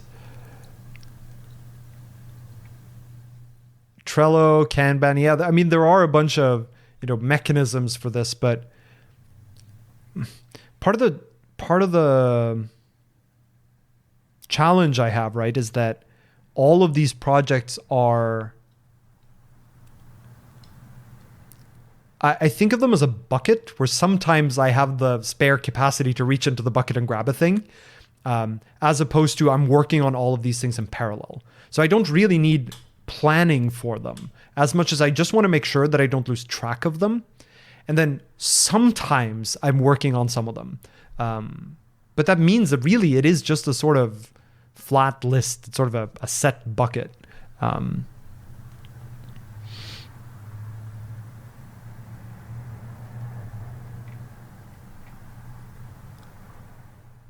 Get Morgan Freeman to read through the Reforestation chapters. That's pretty funny. Okay, yeah, so someone pointed out in chat that Clippy does have a link for excessive bools. That's not what I want. It's close, but I think I actually want deny bools. And I think I wanted to go as far as denying bools in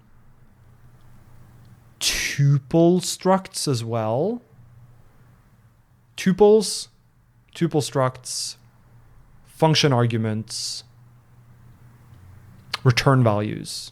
Maybe not return values, unclear. But I want it to be even more pedantic than just you have many bools as arguments to this function.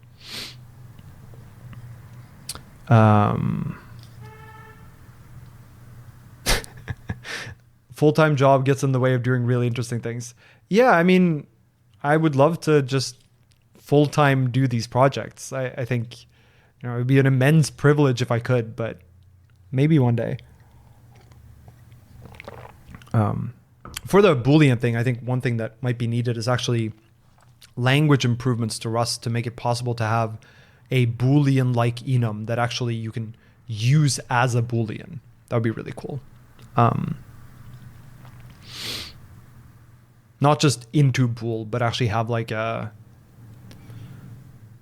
currently the Rust conditionals all only take expressions that evaluate to a bool type. I wonder if there's a way to have them take expressions that evaluate to an enum type that has a particular attribute that makes them act like bools. That could be really cool.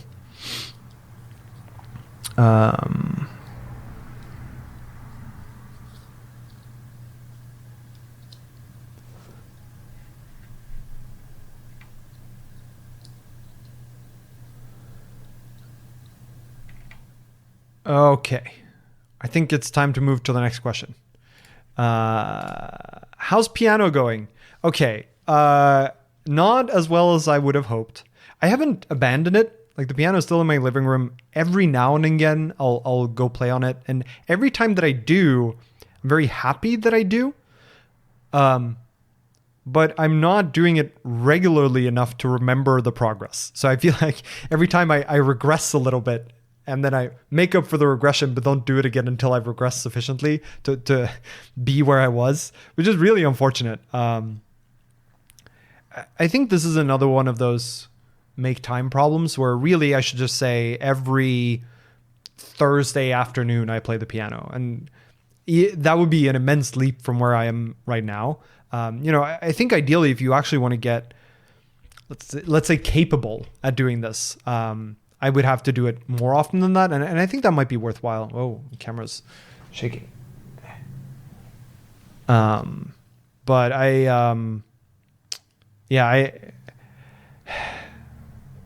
this question makes me realize that I really need to just set a day a week where I play the piano. Because I really do want to learn it. I enjoy it a lot when I play. I am roughly able to play with both hands. And I'm using this, it's a piece of software called Flowkey, where you hook up so I have an electric keyboard. You hook it up to like an iPad, you run the app on there, and then you connect your headphones, and it can tell whether you're pressing the right keys. You can do it without the cable, I think, too, and it just uses like audio recognition. And so it's pretty cool that, it can tell whether you're playing the right things. The problem is I don't have the beat well enough in my finger, or rather I take too long to find the key I have to press. So I can't play it to rhythm or to beat. And so I just play the same song over and over and over again on the sort of move when I've pressed the right keys mode, until I know the song or I know the moves well enough that I can play it in real-time mode. But trying to get to the point where I can get a song and I can just play it by watching in real time, or even in slowed down real time at beat, is I can't currently do. Like trying to, for example, one thing that, I think would be great is the ability to play, if I had the ability to, get a sheet music and let's say simple sheet music and play it at half speed, but at the correct half beat. And I'm nowhere near there.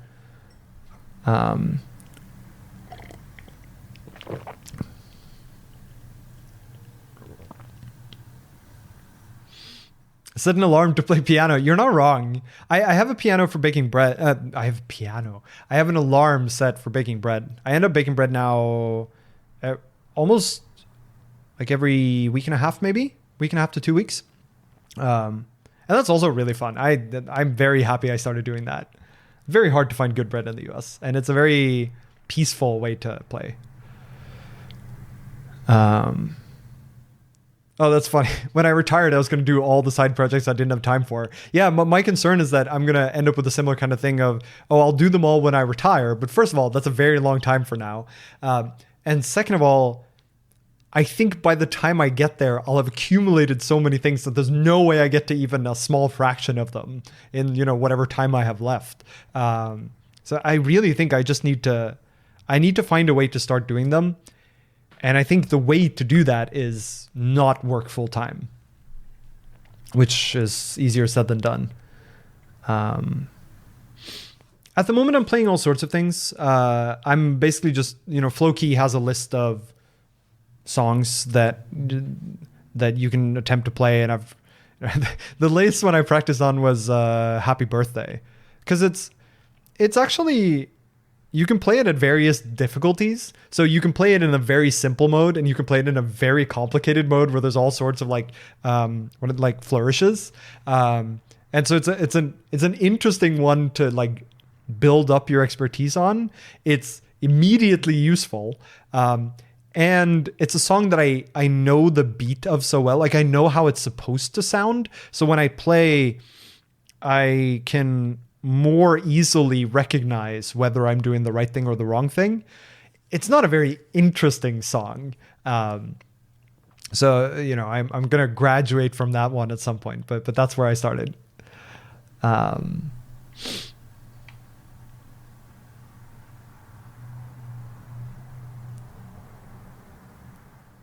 Can you play and sing at the same time? That's a good question. I think I probably could if I've gotten to the point where I've practiced a song long enough that my fingers sort of move on their own. But I don't think I'm at the point where I can do a performance for stream yet. I used to have a guitar many years ago, and my dating profile used to say that my guitar skills were at like 2.71% or something. Like I used E to like 6 significant digits as the percentage that I knew how to play the guitar. And that was a great way to signal how much of a nerd I am. I don't know that it was true. I think I knew less than E%. But even so, it was a fun little tidbit.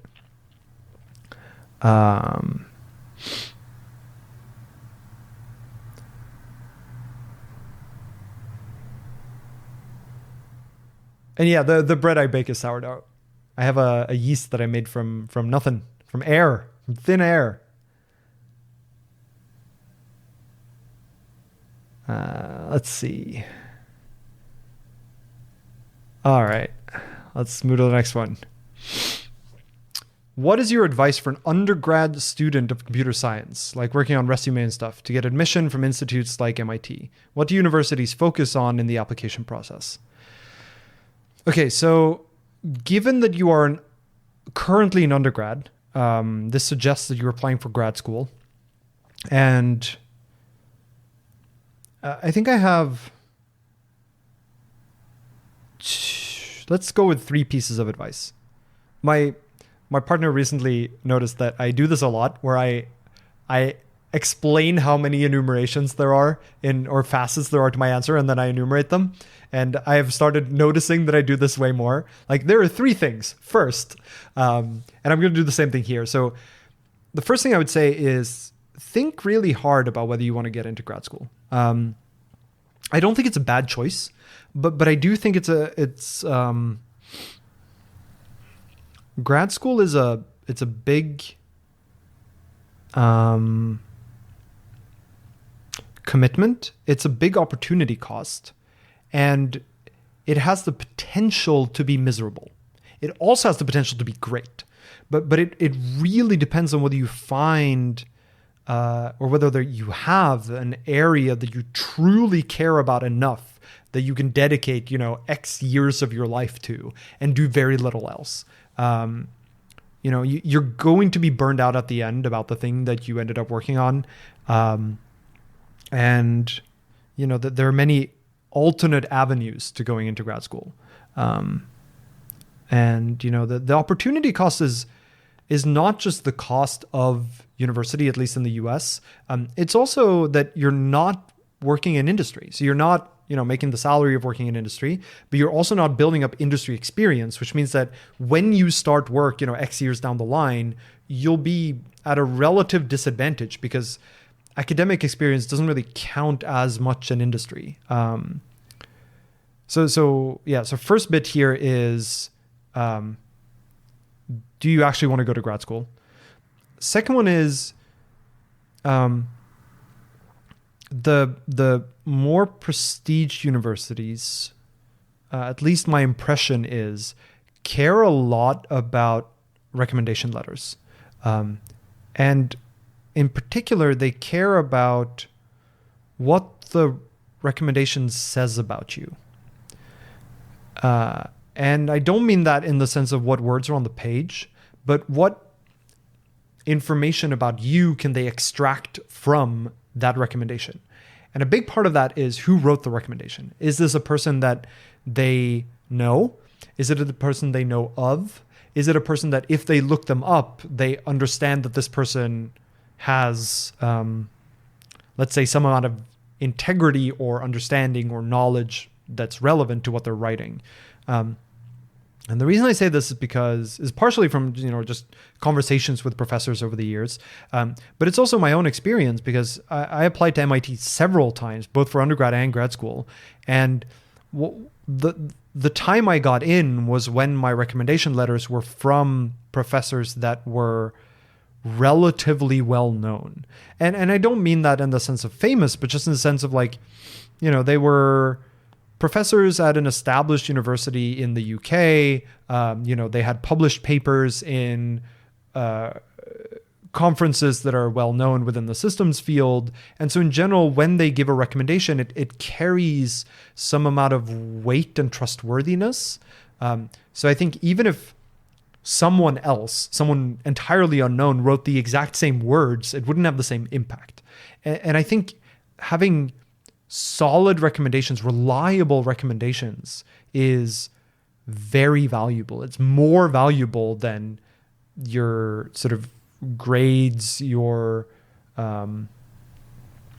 extracurriculars. Ultimately that's a big part of it. And then the third thing is, this depends a lot from university to university, and it is a little different depending on the country you study in as well. But at least in the US, very often, you're working with the professor, or in some cases with multiple professors, although that is a little bit of a luxury. But you should make sure that you can find a professor that you align with. So if you can find a professor or a research lab where you think what they're working on is really interesting, you think it is, you have a passion for it, you have a drive for it, you have an interest in it, then try to reach out to them. Try to see if they can recommend ways to get more familiar with their work. And I say that because it means that you can write a more compelling personal statement for why you want to get into this university, why you want to get into that lab. If you can point to this professor, these papers, this lab, I want to do what they are doing. I have followed their work. This is the kind of stuff that I'm interested in. These are the kind of ideas I have for graduate projects. That makes for a much more compelling story in your personal statement, in your application letter, than if you just write, I really like computers, or I want to work in distributed systems. If you have more concrete stuff you can talk about, that matters. It's not so much, develop a relationship with a professor. That might help, but it's also much harder to do. It is unlikely to yield any particularly meaningful results because very often you're applying to the university first and then to the lab. But getting in touch with them, or at least looking up the kind of work that they do and familiarizing yourself with that is going to help you in writing a better application.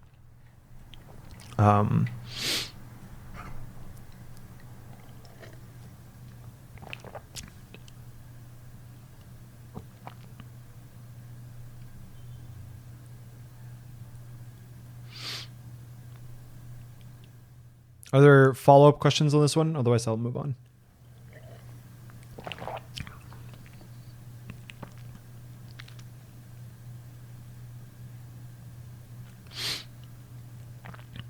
All right.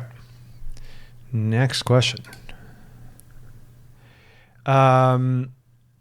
Is Rust language adoption pace slowing, staying the same, or accelerating in the enterprise currently? Do you foresee any changes in this pace given the current Rust lang roadmap? I think Rust adoption is accelerating. And I do note the difference here between,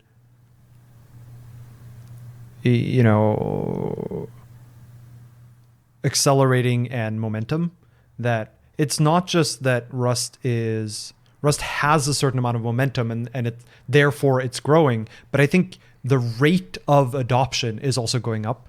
And the reason I say that is because I think a lot of companies have been hesitant to pick up Rust because it doesn't have a track record of successes.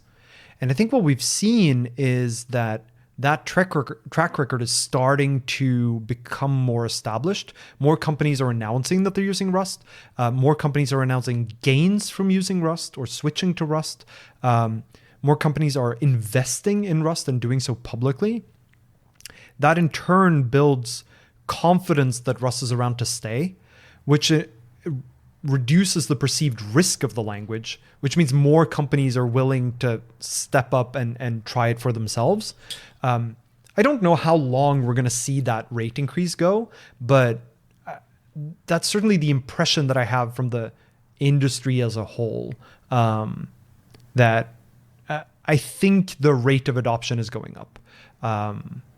And to be clear, I don't actually think that the goal here should be, Rust adoption at 100%. I don't think Rust should be used for everything or everywhere. I don't think everything should be rewritten in Rust. So the goal isn't to get to 100% saturation. And I don't think we would ever get there either. But I do think what we're seeing is also a recognition that there are a lot of domains where Rust can do really well, and is actually a good long-term choice. And so we're seeing it being branched out into several industries, right? So in the early days, it was more, it came into high performance settings, low-level system stuff, embedded devices. But we're seeing much more now development into, cryptocurrencies, of course, that's been happening for a while. Game development. We're seeing it being used more for its cross-platform capabilities, right? Like Rust is a pretty solid story for developing for macOS and Windows as well. And so you see it being used for, building less so GUIs, although that is changing, but even command line applications you want to run on multiple platforms. Rust is a pretty good candidate language for now. I think we're seeing this with, adoption into Android. I think is also something that might see a decent amount of growth. I think adoption into the Linux kernel ends up being another one of those sort of stamps of approval that makes more companies willing to consider doing it themselves. I think this acceleration is probably going to slow, right? So I think it's accelerating right now, but I think we're going to end up slowing that acceleration, but keeping the velocity, probably in not too long. Like I think the rate increase is probably going to stop in, let's say, a year from now or something. I think it's a result of the times, like a result of all of the public endorsement of Rust, the language, over the past 12 months. Can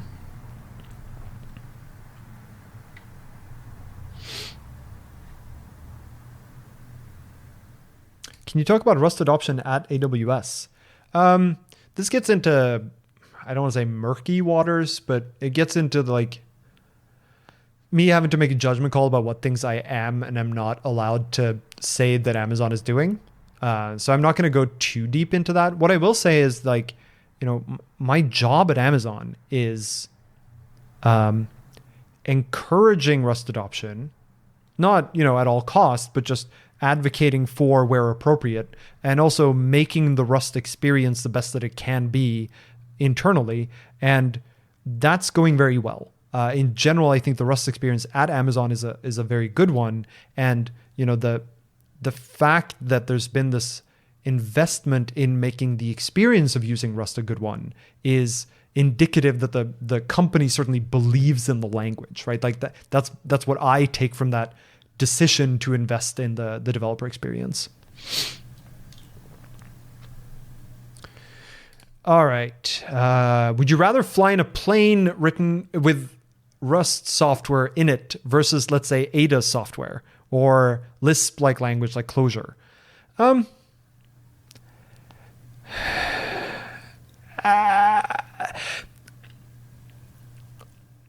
what I'll say here is Rust is still a young language. So I don't think it has quite the safety posture of a language like Ada, which, has been dedicated to this from arguably the start and for a very long time. I think Rust could get there, but I do think there are some things that we still want to see there. Things like, long-term stability of Rust, of, supporting older versions where things are known to be stable. Whereas, if you're building airplane software using Rust nightly, that seems unfortunate, but the likelihood of you having to do so is also higher than it is with Ada, where you're not going to be using something that's equivalent to nightly. Same applies to, the ecosystem around it, the testing. I know that Rust has gone through a lot of testing, but I don't know that it's gone through the same kind of formal testing over time like Ada has. So I think my vote here would be, I would go with Ada for now, but I think Rust has the potential to be a good candidate here.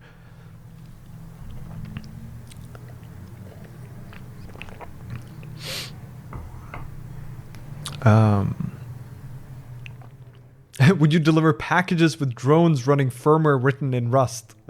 I think it's the same kind of argument, right? I would rather it be written in Rust than in C. If it was already written in Ada, I would continue to use the ones written in Ada. But I think for a greenfield project, you're relatively unlikely to use Ada. You might choose between Rust and C, and there I think the choice is pretty obvious.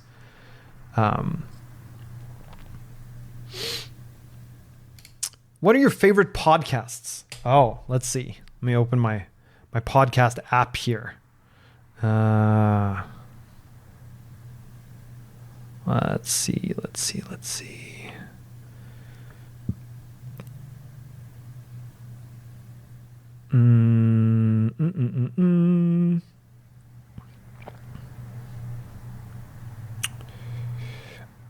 I recently listened to a podcast called Hot Money from the Financial Times, which I thought was really interesting.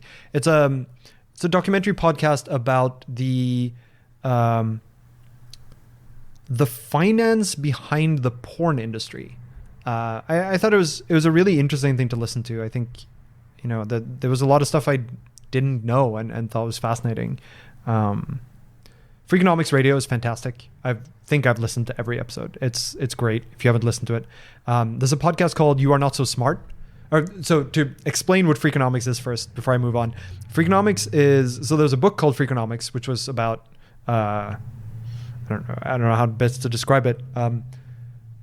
The implications and nuances of the economic system in a way that's understandable to people who aren't economists. And there's a podcast now that I think their tagline is explores the hidden side of everything.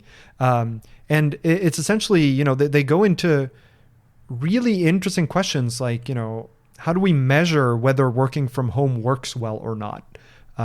Or whether, let's see what some of their most recent episodes are.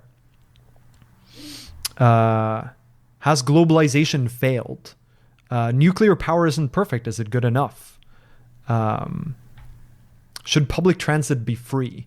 And they explore it from the side of economics. And I think it's a really interesting lens through which to analyze these questions through.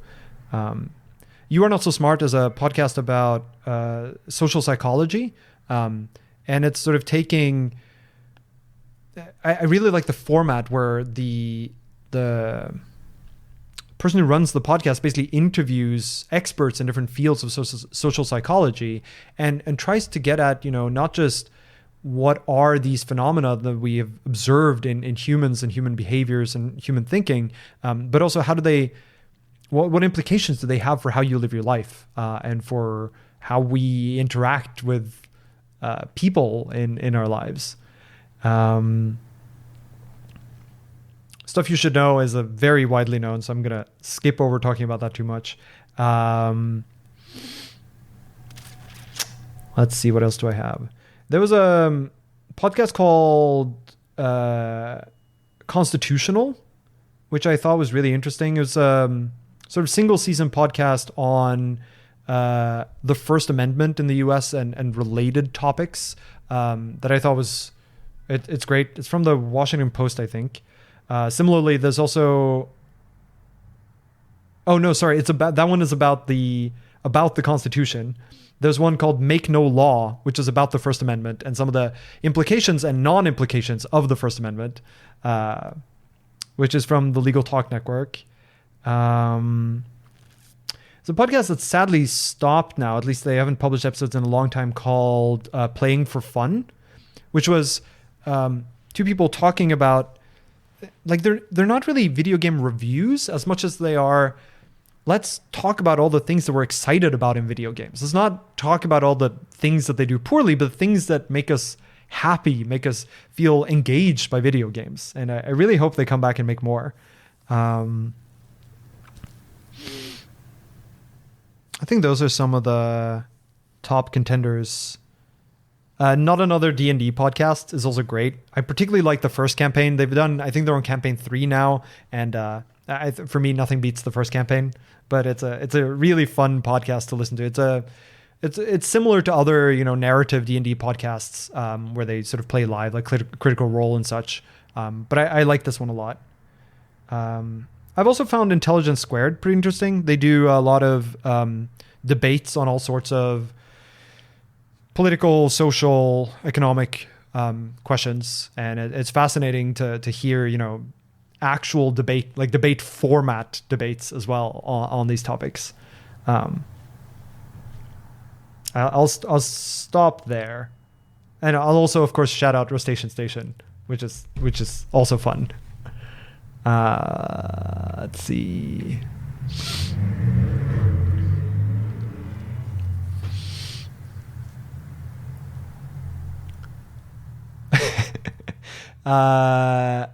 What is your podcast app?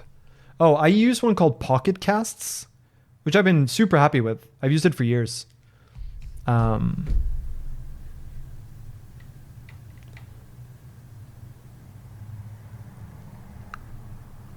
Let's see.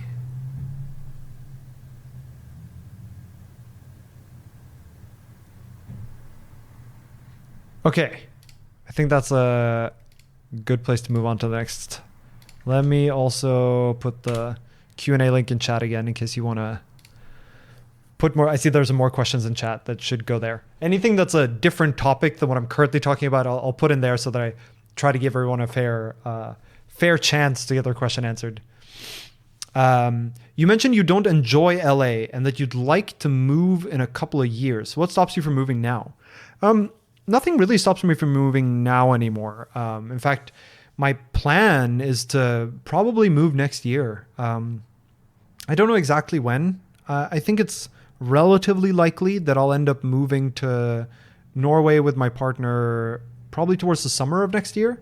It's not set in stone yet, but that's sort of what we're currently thinking. I think for me, the big question is going to be whether I find Oslo in particular an interesting place to live. Like, one of the reasons why I left Norway in the first place was because it felt a little too small, maybe uninteresting, maybe a lack of,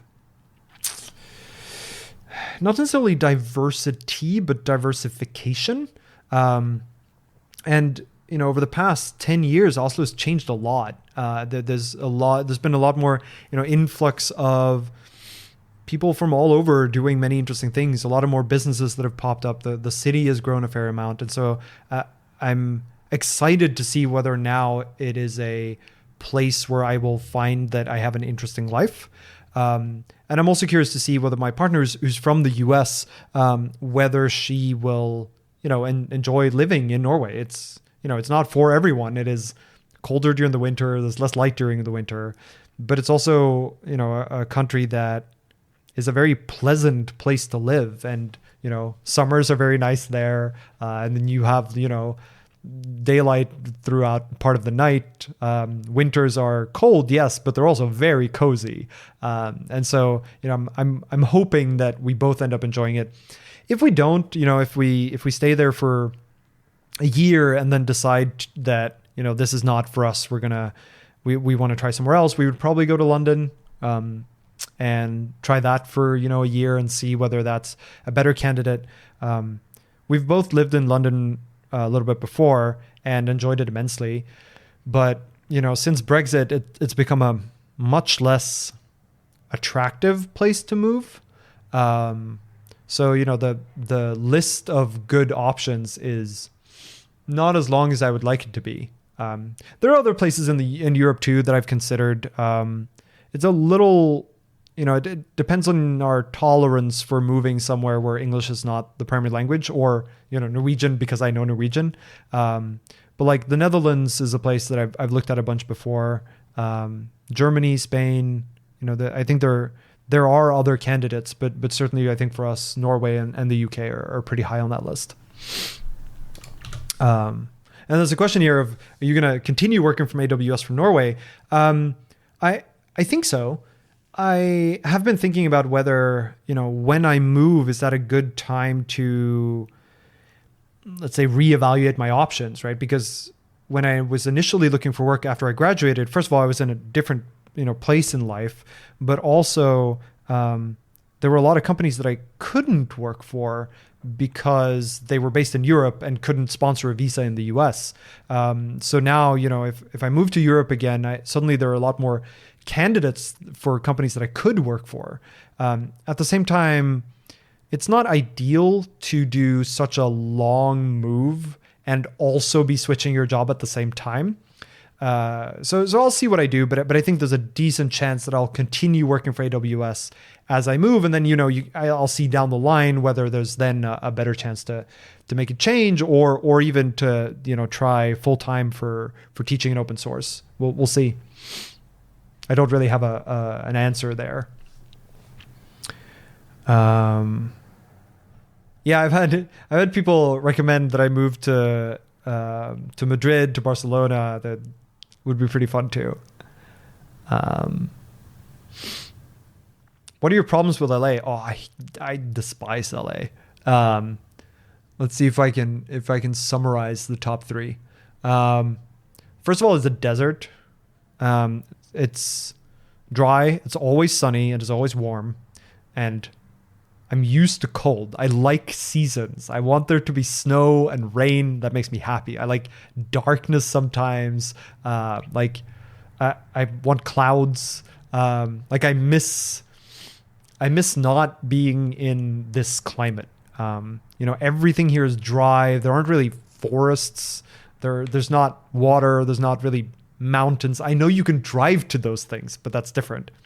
Second part is related to that, which is nothing is made for walking. It's a place where you have to have a car, more or less, and everywhere is a drive, which also means everywhere is traffic because everyone has to drive everywhere. It's not really a place where, you can just go walk to, the store, or you can just walk to a friend's house or to an event. And this ties into the fact that public transport is not very good here, as opposed to, in Europe, where it's actually really good, at least certainly in Oslo. And that makes me sad. And the third part is LA is in the US, and there are a lot of things that I don't like about the US. I don't necessarily want to enumerate all of them because there are a lot, but just I don't like how Americans see their government, and I don't like how the government sees the people, and I don't love how companies see people, and it just means that it's not a pleasant place. Like, it's not a good place to be a human, and this ties into the way the healthcare system works. It ties into how lobbying works. It ties into immigration. It ties into employment rights. It ties into unionization. It ties into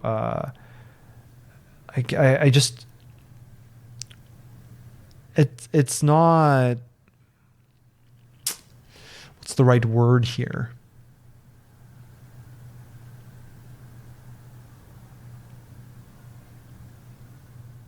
I don't know. I want to be in a place where people have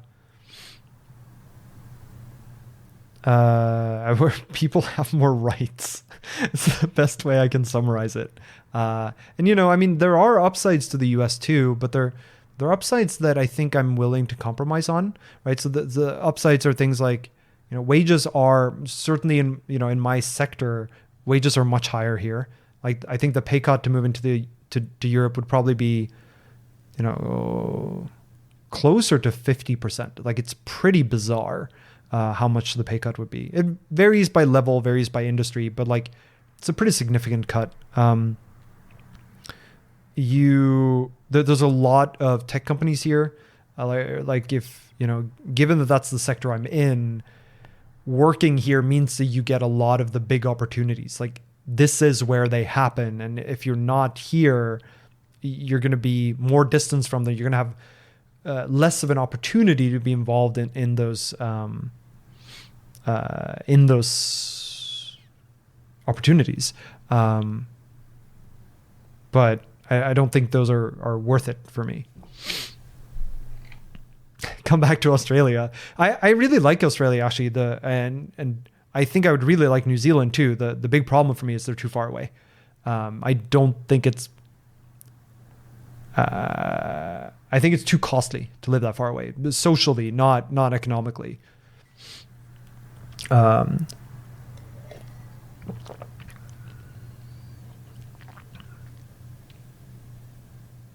See, okay, so someone put in chat, sadly, governments suck. And I don't agree with that. Some governments suck. And I think, in the US, there's a lot of evidence that the government sucks at many things. But that doesn't have to be the case. But the US has gotten itself into this unfortunate spiral of people don't trust the government. When I say that, I mean trust in multiple ways. Like, they don't trust them to make the right choices. They don't trust them to execute on things well. They don't trust them to be responsible. But as a result, the government ends up having both a low bar and low investment and few resources, which in turn means they can't do those things well. And so people lose further trust. And that's the case in the US, but that's not the case everywhere else. So I think it's unfortunate that that the US has gotten into that situation that I think it's hard to get out of. What's your opinion on the visa restrictions on non-immigrant workers? It's awful. Living on a visa is abysmal. And, okay, abysmal is maybe extreme, but like, it means that there's so many things that I cannot do, right? Whether that is, have a Patreon or sponsorships inside of my work. It means that, if I were to try to write a second book, for example, it's unclear that I'm allowed to do that here because it would count as work for the publisher. I'm not allowed to do any work that's not tied to my primary employer. Your healthcare is tied to employment.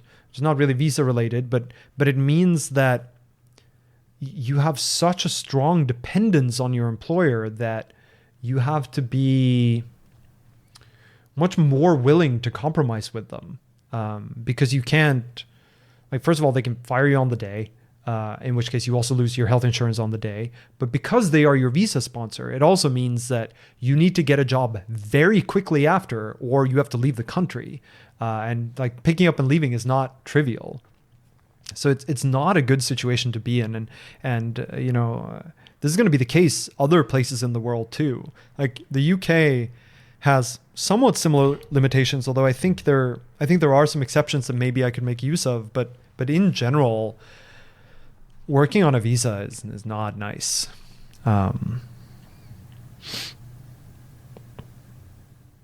One thing I do want to point out, so some people in chat is like, yeah, there are things that aren't nice about the US. To be clear, I'm very happy I came to the US. It's not as though I think it's not worth being here. It's more that this is not where I want to live long term. I think having the experience of having been here and going to the university I went to, there aren't good, how to phrase this. The US has some really good universities, some of the best in the world, and getting to go to them is worth it. Right? So I wouldn't take that back. Same as I'm very glad I got the opportunity to, work for Amazon, for example. Like, I think it's been a really interesting, unique position that I've gotten to be in and work within. And I don't know that would have happened if I hadn't been here. But, and same with like, the ability to have, the kind of salary that I've had has also been very liberating, right? It's not that I necessarily have, lots of expenses, but rather it allows me to save much more so that when I move, I have more of a buffer, more of a runway to try other things myself. And, I think that's an immense upside to coming here. It's more that it's not for me a long-term place to make your life be rooted. I have heard good things about Canada too. I'm not opposed to Canada. At the same time, I really like Europe. Like being able to so easily travel to many very different countries has a lot of appeal to me. And you don't really get the same with Canada.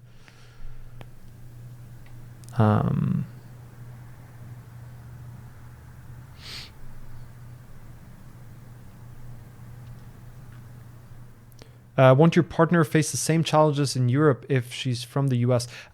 So she would be on a visa, although Europe in general, this is not true for all countries in Europe, but many countries in Europe have, it's called like the love clause or something, where she can actually be on basically a partner visa because we've lived together for at least 2 years. And she's not married to someone else and I'm not married to someone else. But basically, if you can prove that you are essentially life partners, then that is sufficient for her to be on a visa that's similar to as if we were married. And that makes it much, much easier because then, I mean, it is true that she would then be on a visa that's dependent on me, but that's a better position than being in one that's tied to an employer. And it has much fewer restrictions as well as far as I'm aware, precisely because it's not tied to employer sponsorship. So that would be easier. Whereas in the US, there's no such clause. So it would be better if we got married, then the visa situation would be different. But, I don't really want to marry for a visa either. I want to marry for the right reasons. All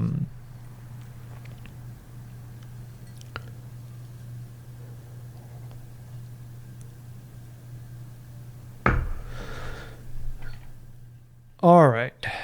Let's see. The question has gone so far down the list that I can't mark it as answered. Where did it even go? You voted on all these other questions, so now, all right, fine. I'll just ignore it. Do you read non-tech related books as well? Any recommendations? I do. So I recently reread the Wheel of Time series, and I just love those books.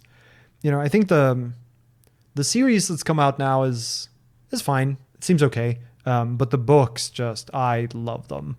I read them once when I was much younger and recently reread the whole series, or I listened to much of it on audiobook and read some of it on paper, and I love it. I've also been reading Harry Potter and the Methods of Rationality, which is a fantastic read. It's both very funny. Like I actually laugh out loud while reading, but it's also just a really good, I don't know how to describe it, like exploration of rationality that actually I think teaches you some good ways to think. It's really good. It's really good. What else have I been reading recently? Wheel of Time has taken up so much of my time that it's been a while since I read anything else that was nonfiction. I did read shortly before I started Wheel of Time again. I read the Stormlight Archives. I read Mistborn. I read what's it called? The King Killer Chronicles. So there's been a lot in that kind of vein for me recently, and I would recommend all of them. They're all really fun reads. What else have I read that's non-fiction recently? Let's see if I have anything here. Oh yeah, the What If books are also great. Unclear whether they're non-fiction. Wait, hang on. Non-fiction. I've inverted the question in my head. No, okay, the question was non-tech. Great, and I turned it into non-fiction in my head. Non-tech, yes. So the What If books are also non-tech. The What If books, if you're not aware of them, is they're written by the author of XKCD. And they're basically like explorations of the realities of theoretical questions. Like, if you managed to hit a baseball at the speed of light, what would happen? And it's really cool. It's really, really cool. I think those are the recommendations I have. Can you talk about different allocator options and choices in Rust?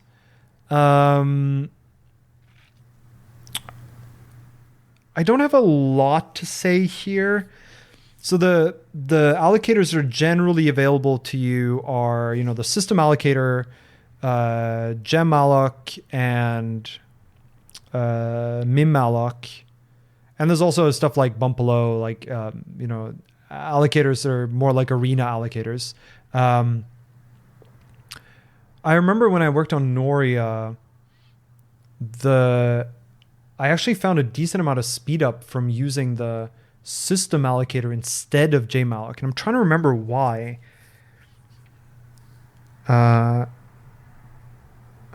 think jmalloc struggled a lot more with many small allocations. It's intended to be better for concurrent allocations, but I think my experience was that it actually worked less well when you had many, many small allocations, which Noria ended up doing a lot of.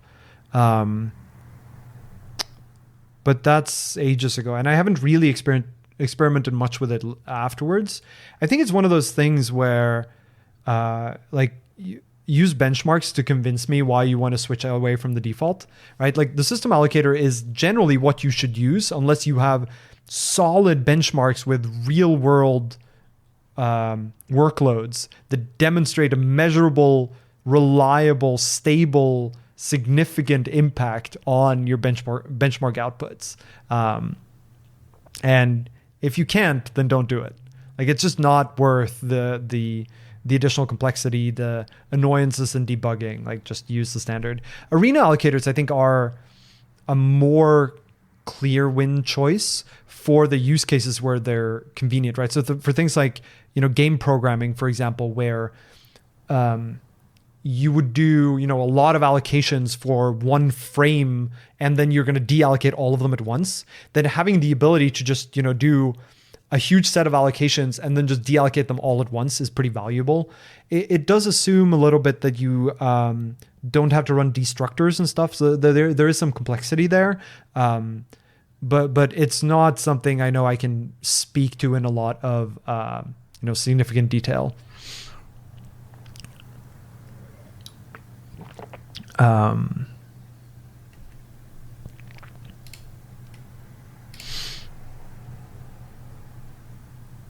Let's see.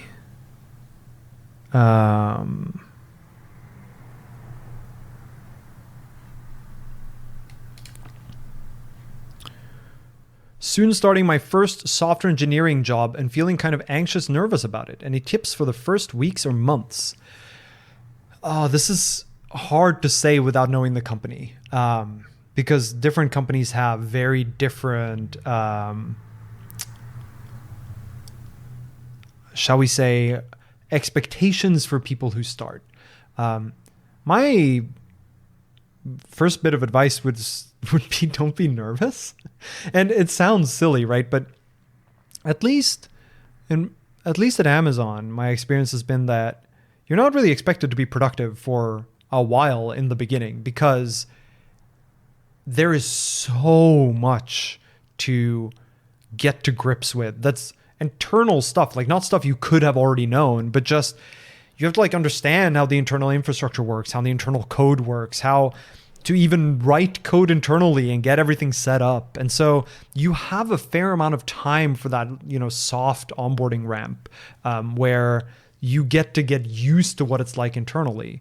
And so I wouldn't be too worried if your concern is, how will I perform as well as they expect when I first join? I think there's a separate nervousness around, this is my first job. This is my first engineering job. I have no idea whether I can, program to the standards that people expect. And that one's harder to address. Like, I still think the answer is don't be nervous. But I think, the imposter syndrome is a very real thing. And I think if you're a new engineer, you're even more likely to feel it because you don't have the experience that tells you that you're doing well at your job. What I would say though is that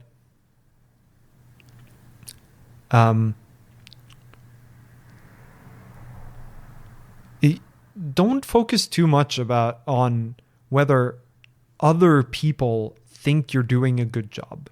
That does matter to some extent, right? Like your performance evaluations and such are going to depend to some extent on what other people think of your work, but it's a terrible benchmark to use for yourself because you won't know what other people think.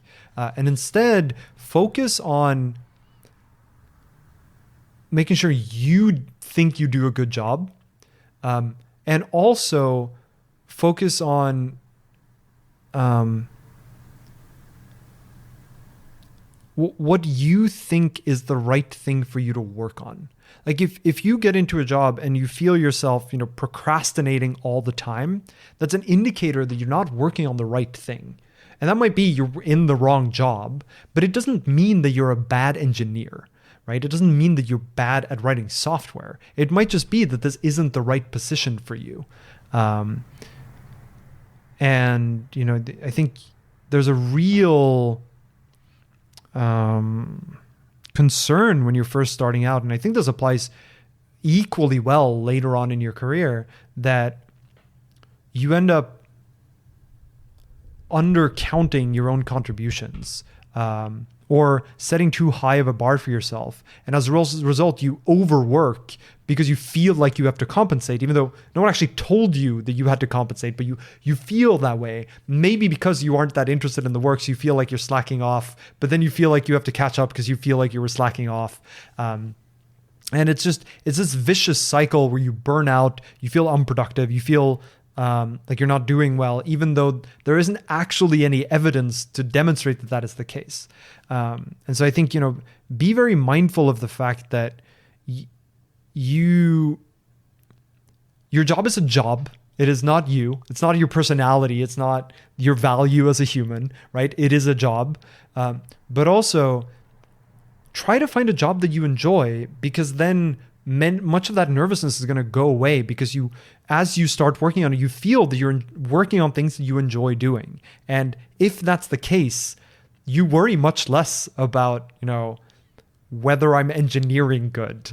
It's a little bit of a rambling answer, but I think overall, like in general, most of the pressure you feel is probably going to come from yourself. If it's coming a lot from other people, that indicates a different problem. That might indicate that there's a sort of management problem, essentially. It might indicate that there's a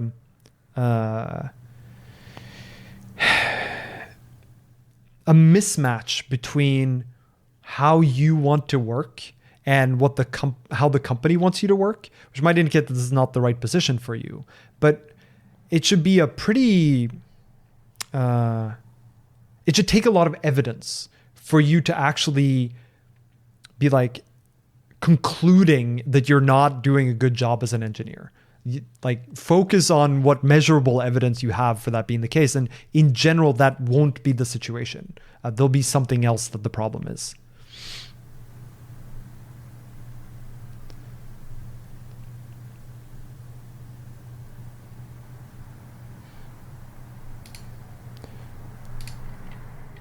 Oh, funny. Bots. All right. Block. Nice. And another one. Block. I love blocking bots. Bye-bye. Okay.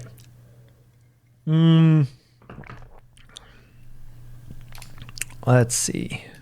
I hope that answered the question. I mean, I know it's really terrifying to start your first programming job. Like for me, it was similar when I started Amazon, right? Because all my background, or very much of my background, was in academia, and so suddenly being like, I'm gonna be at a company now is weird, but it wasn't a problem. I think partially for me, I sort of went into it with the mindset of I know what I'm doing, and that helped a lot. And you know, maybe I was sort of self-delusion, but I think it does help to go into the mindset of no one else is nervous about you joining the company, right? You got hired, so no one else is nervous. So why are you nervous? Okay, let's see. I think I'm going to keep going. I'm just, okay, so slight aside, I was, the setup for the stream was that I got a new camera set up. And one of the things I wanted to do was compare the two cameras side by side. But I realized I'm missing a cable. So the camera needs a micro HDMI cable, and I only had one, which is the one I used for the other camera. So I ordered one, and it got delayed, so it's arriving today instead of yesterday. I tried to get one before I started streaming today, and the place I went to was closed, and all the other ones opened after the stream was supposed to start. But I think the cable is about to be delivered. So if it is delivered during the stream, I'll hook up the second camera, and we can do a comparison. So I'm just keeping an eye for if it gets delivered. What would you want to be if you weren't a software engineer? I think it's a close race between a teacher and working with kids, whether it be at a sort of like a kindergarten or at like an activity center or something. You know, I've worked at an activity camp for kids for many, many years, and I love doing that. And it's totally something I could do full time. I don't know that there are ways in which you could do it full time, but I love working with kids. It's a lot of fun. But I also really love teaching. And, you know, there's an argument of, well, maybe you should just be a teacher because you get to work with kids. And that's true, but it's different. If you're a teacher in, you know, middle school or high school or primary school for that matter, you have a different relationship with the kids because they have to be there. And your job is to teach them. And it's true that you can develop, you know, a good social connection with the people you teach, but at least my I don't know, expectation is that if you are like a camp counselor, for example, it's a very different experience because you get to know the kids in a context where you're not really, you know, trying to lead them to water, but instead you're there to enable them to have fun. And I love being in that setting too. Maybe I would do both. Maybe I would sort of time switch between them. I don't know. But I think realistically, that's the best alternative I see for myself.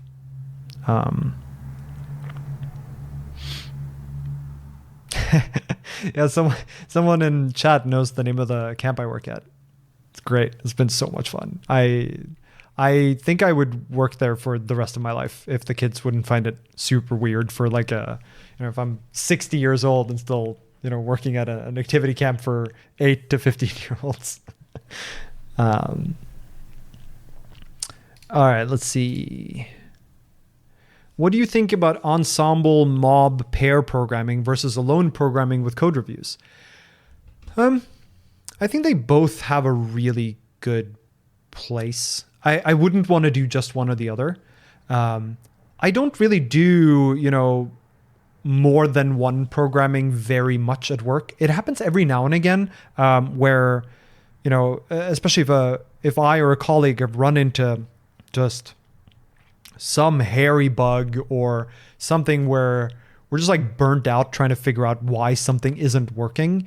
And we're just like, okay, let's just tag team this together. We're going to go on a video call, share screen, and just work this out. And sometimes that ends up being like a 2-hour session where we're really just heads down in the problem together. That can be really, really useful. But that's the extent to which I do it at work. I don't have, regularly set up sessions where I do that.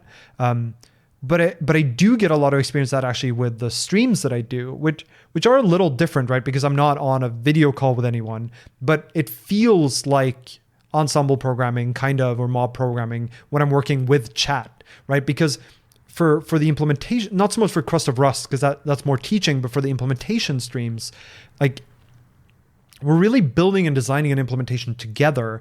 And I found that so much fun, but also really useful to have that ongoing interaction with other people who are looking at, reading, thinking about the same problem, the same code as me. That said, it is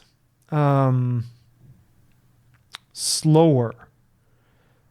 Maybe. I don't know if slow is the right word, but I can get a lot more work done if I work alone, because I don't have to voice my thoughts. And I think that the trade-off here is that sometimes voicing your thoughts is necessary to get to the best solution, or even to a solution. But oftentimes it's not. Oftentimes I can solve the problem on my own, and then it's more efficient for me to do so. And so then I would rather work alone and then submit a code review for, the things I might have missed. So I think they both have a place. I think my default is to assume that I can do things on my own, and then to, engage in programming in pairs, in ensembles, when there's a compelling reason to do so. Like when me working on my own either gets me stuck, or where I'm actively trying to convey something to other people. Like if I had a colleague, for example, who's trying to understand a code base, say, because they're a new engineer, I'd be happy to do a sort of pair programming session with them in order for them to learn. Because if I told them, well, just submit a CR and submit a PR and I'll give you code reviews on it, they wouldn't learn as well from that.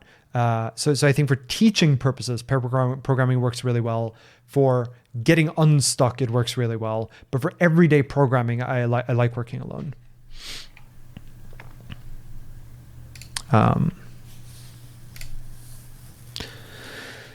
Which debugger do you use for Rust, and does it have a working break on panic functionality? I very rarely use a debugger for my Rust code. And I don't know why this is. It's fascinating to me, and I don't have a great answer, but it seems like, a lot of developers really want a debugger, and I just very rarely reach for one. It happens, right? Well, I'll basically use GDB to set breakpoints and work through some code, but it's pretty rare. Usually I just print debugging works really well. Like I set up decently good trace logging, and I just enable the verbose logging and run the thing, and it becomes somewhat clear what's going on fairly quickly, and I can iterate on that pretty quickly.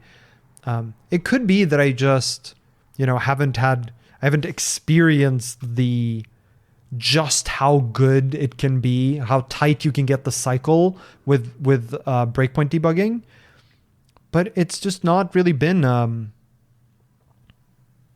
an area where I've felt a lot of need. And I think, Chad observed the same thing, where I think it heavily depends on the context in which you're doing programming, where, maybe it's the problem areas that I work in where debugging wouldn't really help me. Whereas maybe, if you're developing,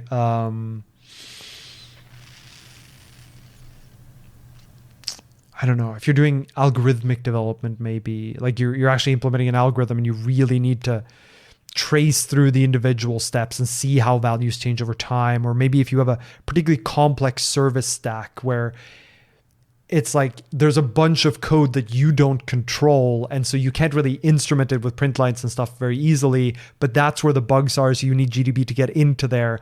It is totally true that in those cases, you're more likely to need a real debugger experience than, in the context I work, where very often I control a decent amount of the stack. But even there, I will often then just patch in the dependency and just modify the source of it directly, and that works pretty well as well. So I think my answer here is I don't really use a debugger, and therefore I don't have a great answer. But at the same time, I've found that GDB works pretty well when I do have to reach for it. But that's not a great answer, just because it could be that the times when I have to reach for a debugger, or rather, the times when I don't reach for a debugger, but other people want to use a debugger, the use cases there, GDB is worse at. And that would be a blind spot for me.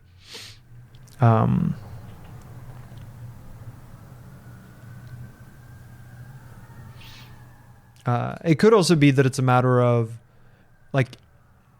how deep in the stack you work, right? Like if you're, let's say, relatively speaking, an engineer that works higher up in the stack, so that you have a lot of abstractions under you between you and the actual execution, then GDB or let's say like a debugger would actually be more useful to you than if you're working lower in the stack. And so you have a decent mental model of the entirety of execution, then the debugger might actually not help you that much compared to being able to actually step down through the stack if you're working at a very high level. But it's hard for me to say. Game engine programming makes a lot of sense as another place where your use for a debugger might be much higher because things like print debugging just won't work. There'll be too much output. It'll be too hard to parse through. I do remember that when working on Noria, which was a very high performance, low latency system, it was certainly true that there I used a debugger much more than I do now because it had there were some just execution loops where I just couldn't do print debugging or where the bug would disappear if I did print debugging. And so I needed to do, watchers and breakpoints and whatnot.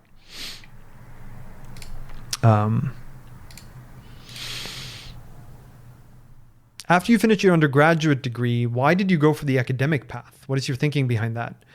I don't know that it was quite that intentional. I think what happened was I finished my bachelor's and I was like, well, I want to study more. Like I wanted to learn more things. And I think partially, my undergrad was very general computer science. And I felt like there were a lot of, technical things that I still wanted to learn that were more technical in nature than general purpose programming. And so that's why I applied to a master's program. I applied partially because I didn't get into MIT. And so I wanted to find a master's program to do so I could apply again. But that desire to ultimately go to MIT as well was driven by, I think, the desire to really specialize and learn, I don't know. I wanted to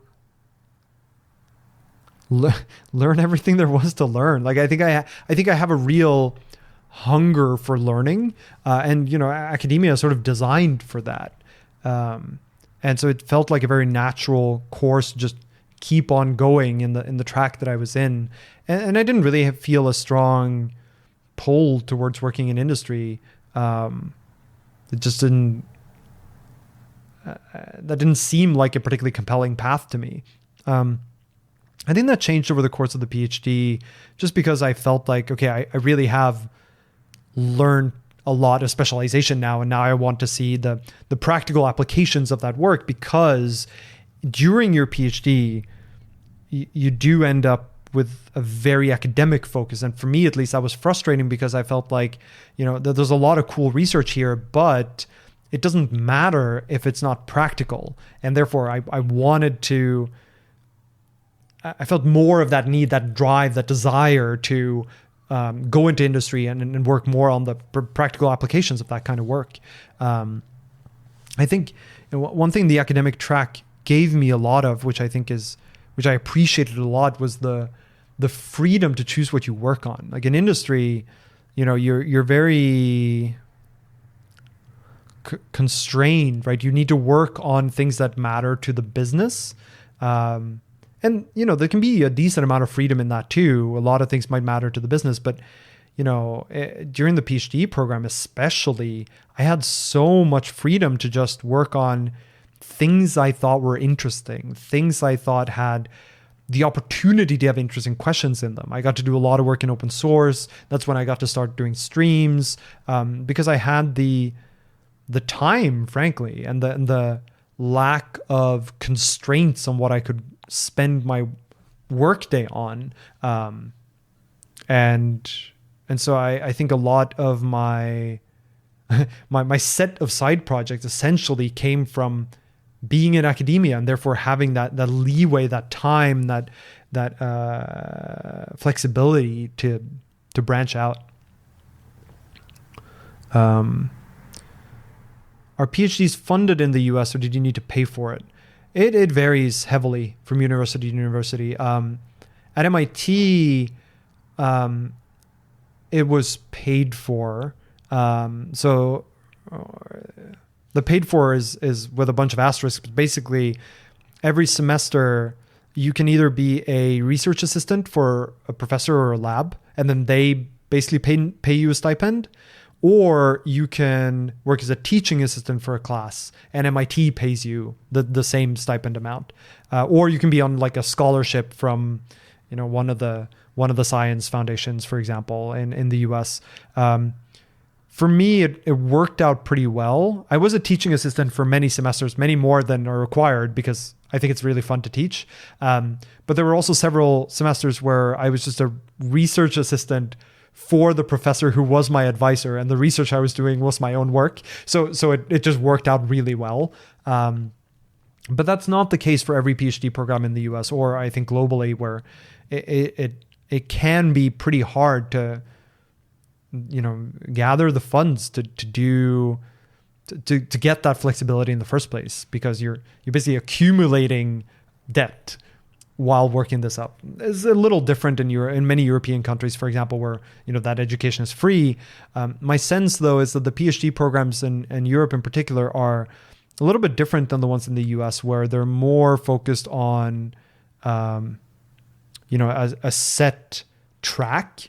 Whereas the PhD program in the US is very often just, you need to turn in a thesis at some point, and maybe there's some mandatory classes, but there's a lot of, let's say, choose your own adventure, right? Like there's a lot of just, you figure out what you should work on, and how to be disciplined about your own time. And so, even though it is free in Europe, or can be free in Europe, it might also be a different experience than what I had here. How do you compare self-study versus study in an academic setting? So at least during the MIT PhD, you have to do relatively little studying. I think I had... I forget what the exact requirements is, but I think I took 6 classes at MIT. I might be off by 1 or 2, but there are not a lot of mandatory units you have to take over the course of like 6 years. I think I took classes for the first 1.5 years or 2 years, and the rest of it I didn't take classes. I was a teaching assistant for many of those semesters, but I didn't take any classes because that wasn't required. You can, but...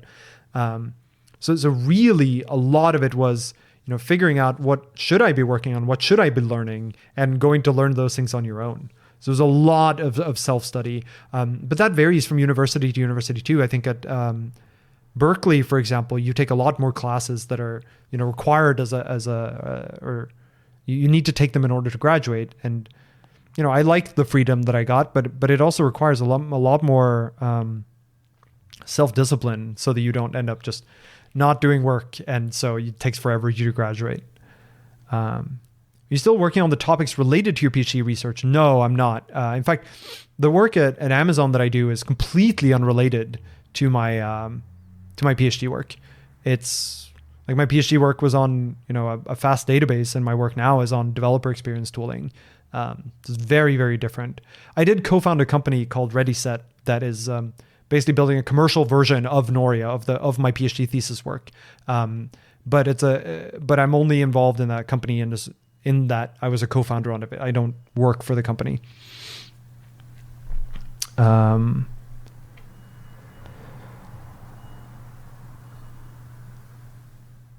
Yeah, so the UK I think is quite similar to the US in that you have a decent amount of flexibility in terms of choosing what you work on. It's fairly freeform, although you do have a decent amount of guidance from an advisor, for example, to guide you through that work. All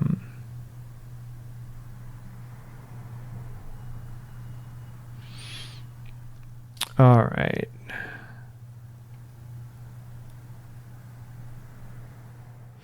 What are your thoughts on parasocial relationships? Like if I met you somewhere, I would feel like I knew you while you would have no idea who I was. It's a great question. It's been a very bizarre experience actually to go to like Rust conferences, for example, where, at this point, I'm a decent number of people in the Rust ecosystem or Rust community rather, know who I am, either through my streams or through my book or through Rustation Station. And it means that when I go to these conferences, suddenly like people recognize me, people know things about me or what I've done. And it's a pretty bizarre experience because I mean, as the question says, like I have no idea who they are, and yet they come up to me as though they know me, and in some sense they do. And to be clear, I think that's great. I think it's a fun experience, but it is very bizarre, and I don't always know how to react to it. That said, I think I've always been that's not true. I have become a fairly social person. Like I'm pretty good at just picking up with someone as if I've known them for a long time. Probably, almost to the point where it's a little, I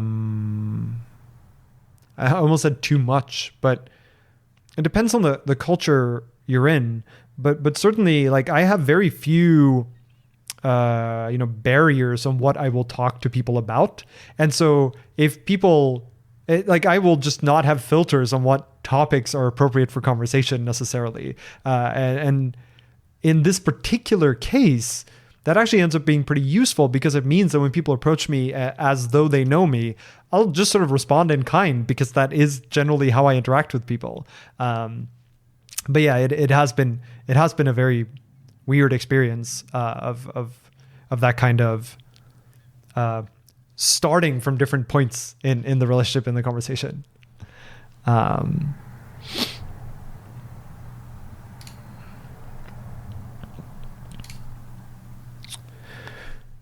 What concepts do you suggest to learn or understand before someone should be looking for a Rust job? So for example, people coming from more high-level languages or even dynamic languages like Python or JavaScript.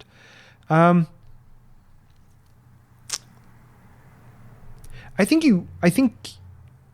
don't know that there are specific things necessarily that I would recommend that like you need to learn this thing in order to take a Rust job. Instead, what I would advise is write something in Rust, like write a semi-non-trivial command line tool, for example, or like library is a little harder, but like build some kind of tool in Rust that does something that might be useful to you, because it's going to force you to learn a lot of things. And once you've learned them, you're a significant step up from having come from another language, like a dynamically programmed, dynamically interpreted language, for example, dynamically typed. And while you're building that program in Rust, try to make sure that you understand all the pieces of it. It's very easy to do things like, oh, I need to do this thing. I'm going to use a crate. I'm going to copy this paste from this code from Stack Overflow where someone told me how to do it. And then be like, okay, I managed to build a binary that does the thing that I want. It's tempting to do that and it's easy to do that. But I think if your goal is to become more comfortable with Rust so that you can use it in a professional setting, then you want to dig one level deeper and be like, do I actually understand all of the code that's in this program I just wrote? And if you take that extra step and you really dig into learning those pieces, I think you're in a pretty good position. You're going to be, junior level in terms of your Rust knowledge, but even so, that's often enough to get started. If I had to give one recommendation for a thing you should invest in understanding in Rust, I think it's trait bounds. I think a lot of people who work with Rust have a sort of cursory knowledge of trait bounds. Like I kind of sort of know what's going on, and really digging in and understanding the type system and in particular how trait bounds work out in Rust it gives some pretty hard to measure rewards. You're going to find that there's a barrier that's suddenly gone in trying to understand what a library does or a function signature or why the compiler is yelling at you when certain trait bounds aren't applied. I think that's one of the worth investing time in understanding properly. So that maybe would be my recommendation, but primary recommendation is write something real in Rust and make sure you really understand it.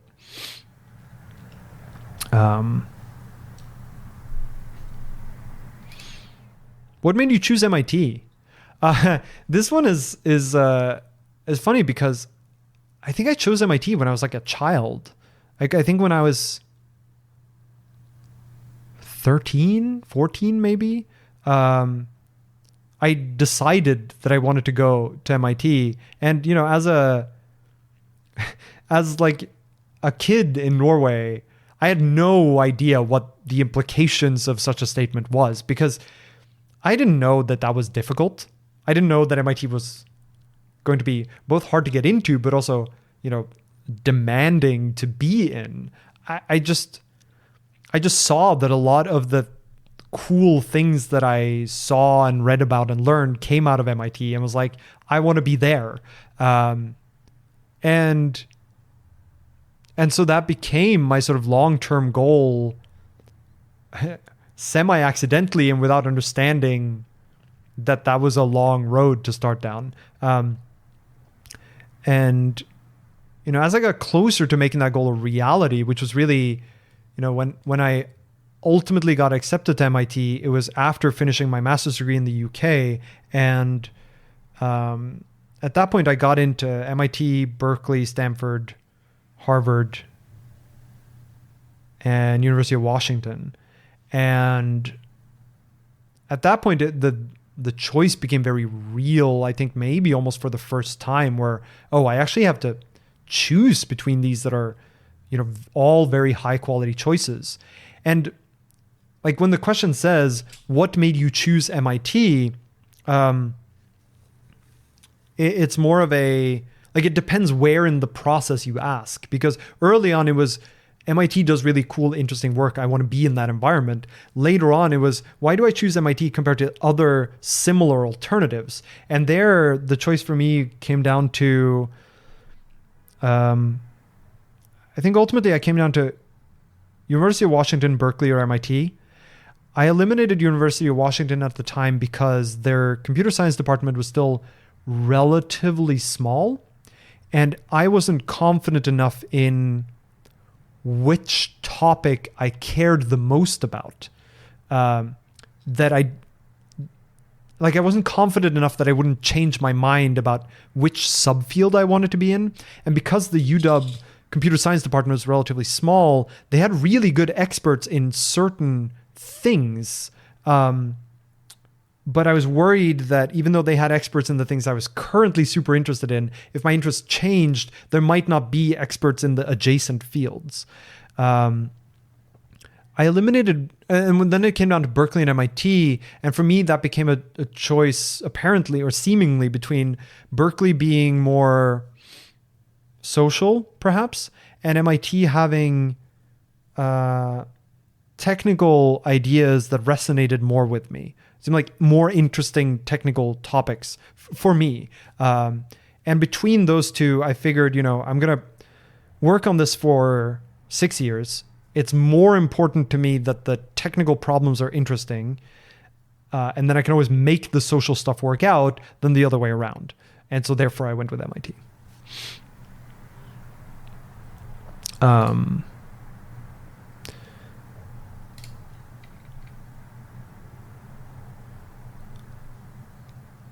Let's see.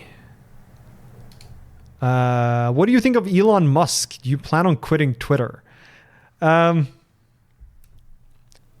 Okay, I think Elon Musk is an ass. I also think he's a smart ass. I'm unsure whether he's smart. I think that's my summary assessment of Elon Musk.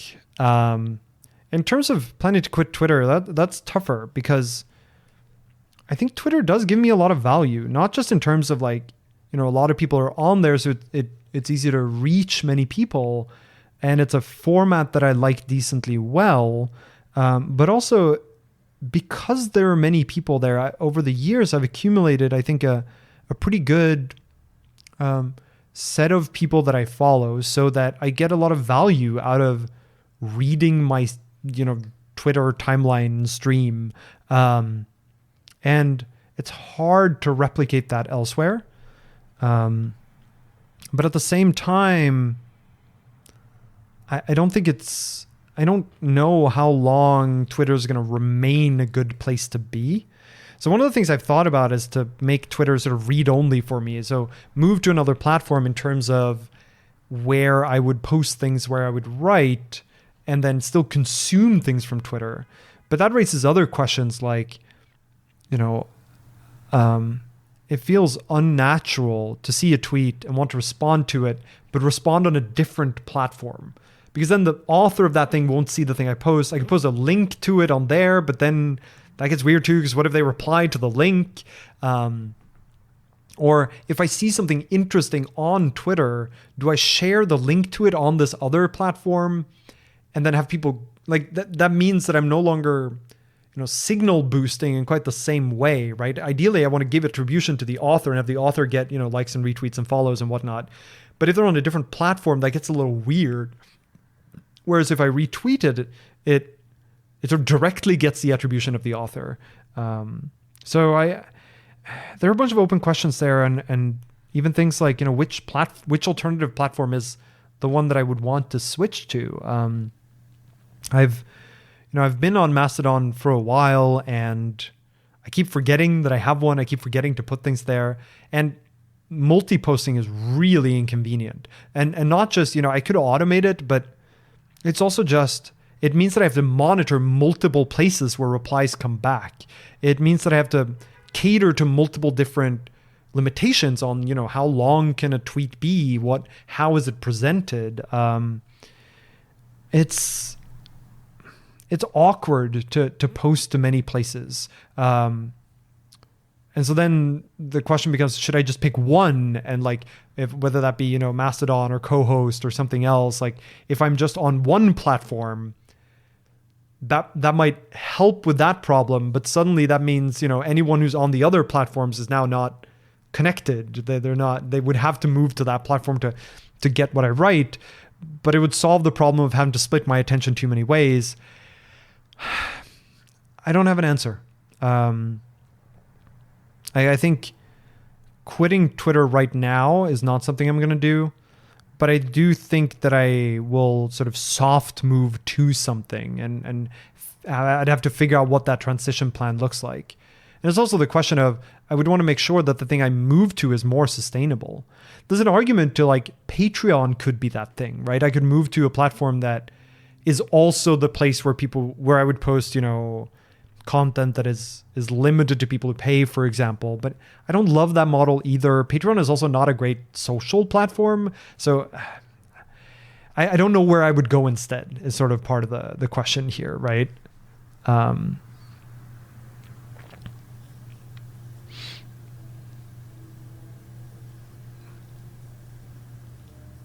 So I don't know what the alternative is, but I am looking at alternatives.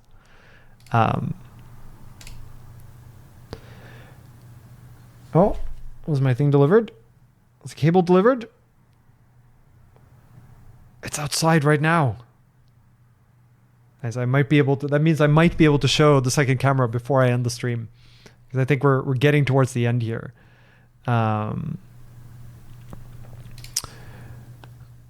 What are the biggest challenges in developer experience and tooling in Rust at Amazon and in general, or in software in general?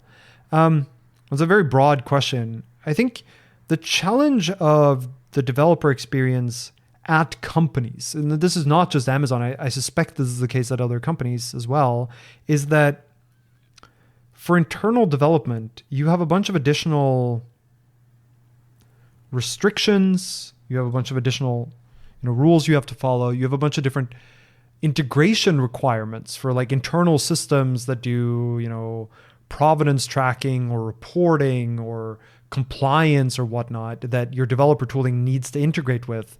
And trying to bridge that gap between it has to do these things, but also people expect it to work in this way, bridging that gap is really hard. So one of the things that I try to do in my work is build developer tooling internally that makes it feel as though you're having the same experience as you do externally, but it conforms to all the internal stuff. And basically hiding the internal complexity as best as possible. And that is very, very difficult to do. You end up with sometimes leaky abstractions, sometimes with, developer tooling that mostly feels similar, but there are like sharp edges if you hold it wrong. And so you can mostly, like in the Rust case in particular, it mostly feels like you're using cargo, but sometimes things don't work because it's not normal cargo. It's a weird configuration of it. And so very much of what my work ends up being is sort of trying to find the right way to expose the external build system internally, and to make the internal experience as idiomatic as possible. More broadly, I think one challenge with developer experience is actually around testing. And again, this is not an Amazon specific problem, but like if you're trying to build developer tooling, one challenge you're going to have is that developers have a very diverse set of environments in which they use that tooling. And you don't have a great way of testing against all those environments, right? Like as a trivial example, if you're building tooling that you expect to work on Windows and macOS and Linux and whatnot, then okay, you might have CI that can run your test suite. You might have CI that can check that it compiles on all those platforms. But do you have CI that will, or do you have, I guess CI is the appropriate term here. Do you have CI that checks that the tool you built works even if executed within an embedded terminal inside of IntelliJ? And sometimes that won't be the case. Or, do you have tooling that allows you to test whether this also works when used in the context of the Windows subsystem for Linux? Those are testing your tooling in the way that will actually be used by the developers you're building for, in such a way that you ensure that you don't have regressions, for example, is really, really difficult. And you almost need like a CI setup for every possible developer environment, which becomes impossible. Like, how do you ensure that your tooling still works if executed in the context of Nix? And like, I don't think we have a good story for testing developer tooling. And that's really hard, because it means that it's very easy to introduce regressions in developer tooling that you develop, because you don't have as constrained of an environment for usage. So that's, I think, the best answer I can give to that question.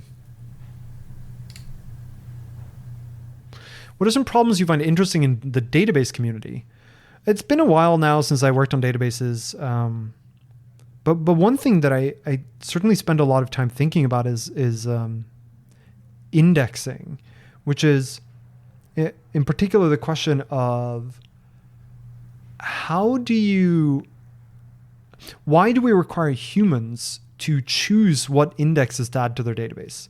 Doesn't the database know better, right? Like it knows at least over time, it knows the usage patterns of access to the database, and it knows the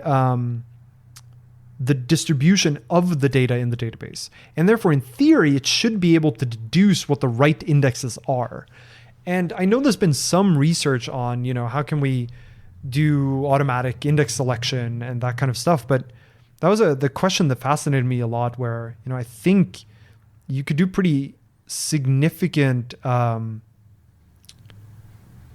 leaps in the experience of using databases and making them faster and better if you could just take away the necessity of defining these indexes. Because I think a lot of developers get them wrong. They add indexes that have implications that they didn't expect or that weren't needed and just add space and complexity and performance overhead. Or they don't realize that they should be adding indexes and that's the reason why their application is slow. Or they didn't need indexes, but now their database has grown large enough or their access frequent enough that now they are needed. And, I think there's some really interesting questions there, in not just how can the database infer these automatically, but also how can it surface these decisions in a way where they don't surprise developers when suddenly your database is slower because an index got automatically added. I think there's some developer experience questions there too that are really interesting.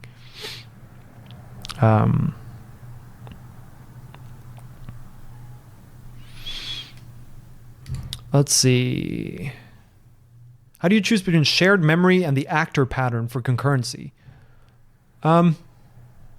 So one challenge that Actors has is that you need to have operations that make sense to do in a relatively single-threaded context.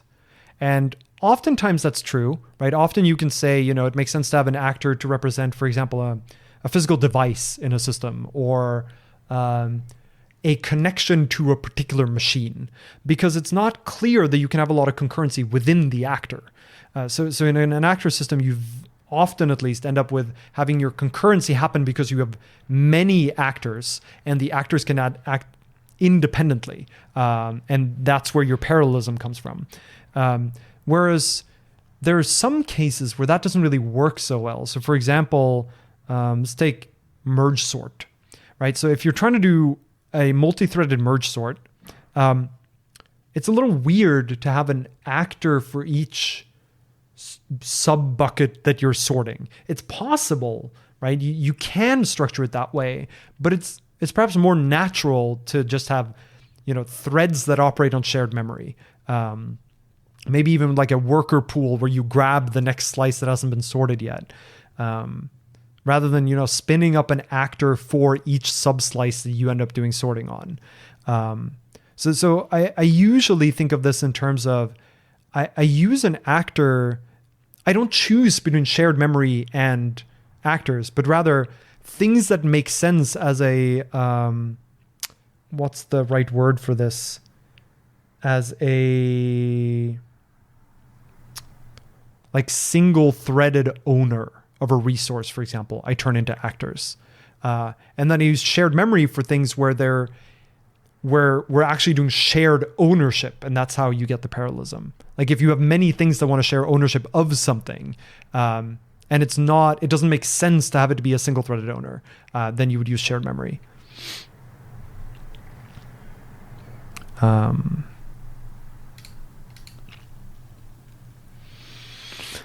Do you think there's value in doing a PhD for 6+ years if your goal is to join industry? I see a lot of PhD students drop out with an MS after spending 3+ years. Hence, I was curious to know. If your goal is to go into industry, you should not do a PhD. There are some sectors in industry where there are exceptions to this. But broadly speaking, I would say no, it's not worthwhile to do a PhD in order to do well in industry. And if you are in the exception cases in general, you will know this pretty quickly. Like you'll basically look at the job postings for jobs that you might be interested in and see whether they require a PhD, and it's going to be very rare. So the PhD is, as I mentioned earlier, a pretty big opportunity cost, and it's not clear that you recover any of that cost later on. I do think that there's a lot of value in the freedom that you get by doing a PhD, and you get to branch out, learn more about what things you care about, and that might change which industry you go into in the first place or what kind of job you look for. But if you have a particular goal of going into this part of industry, then a PhD, I don't think, is the path to get there. And certainly if industry appeals to you, oh, thanks. If industry appeals to you, then you might not like the PhD life either. You might not like the PhD work. It might not be like, it's just going to be painful to you. And I think that's one of the reasons why people end up leaving early, is exactly because it doesn't match the things that they enjoy doing. So general answer, no.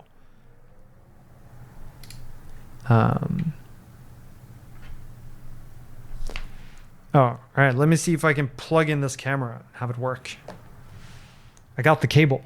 It's very exciting. Hopefully it's the right cable. Let's see here.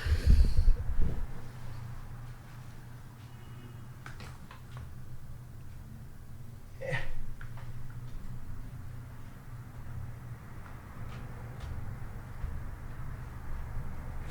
It is the right cable.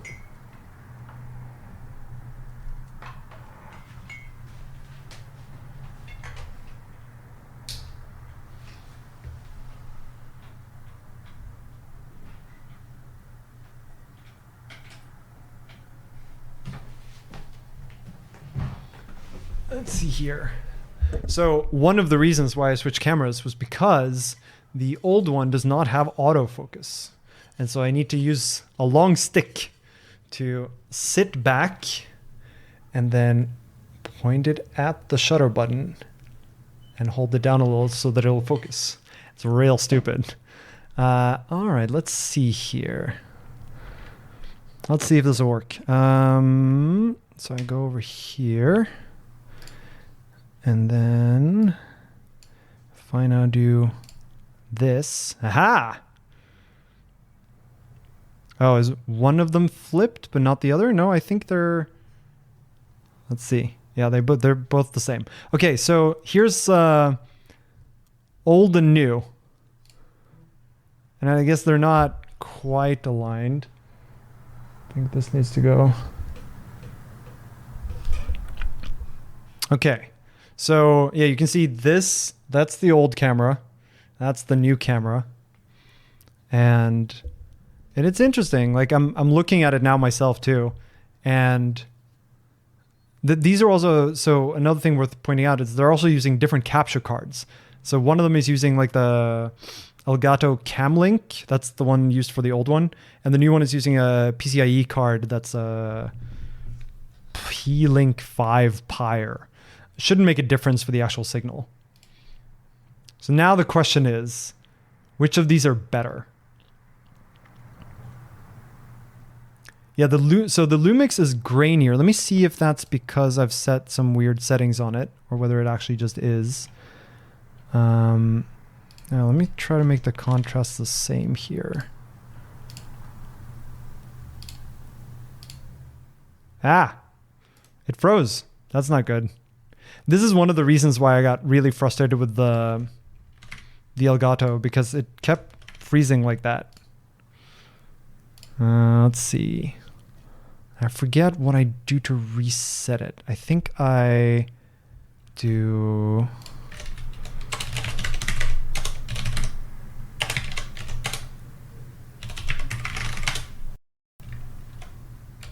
No, it's still unhappy with me. Let's see.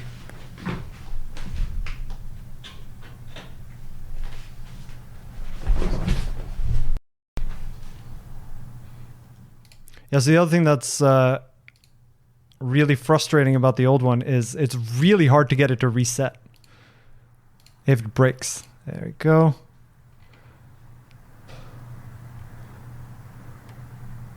Okay. Yeah, so you see how much grainier the old one is? And also, remember, no autofocus, whereas this one does.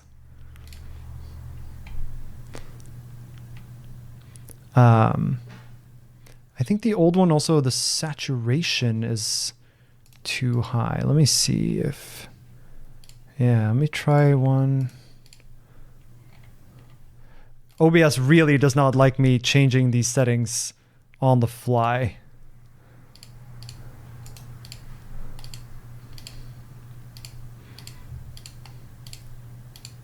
See if I can convince it to... No, now the new one stopped. It's a mess. What if I do this and then that? No? Oh, I wonder, what if I do this? It's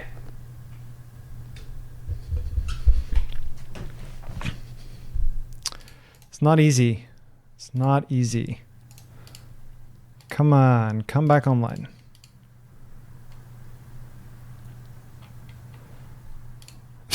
Well, so much for that. Now it's just me looking very confused in one of the frames.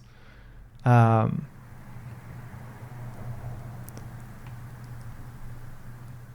right.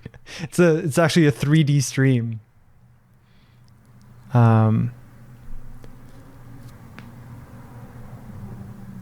Let's see. There's no light in front of me actually. There's this is just natural light from Windows. Oh, let me try to unplug it.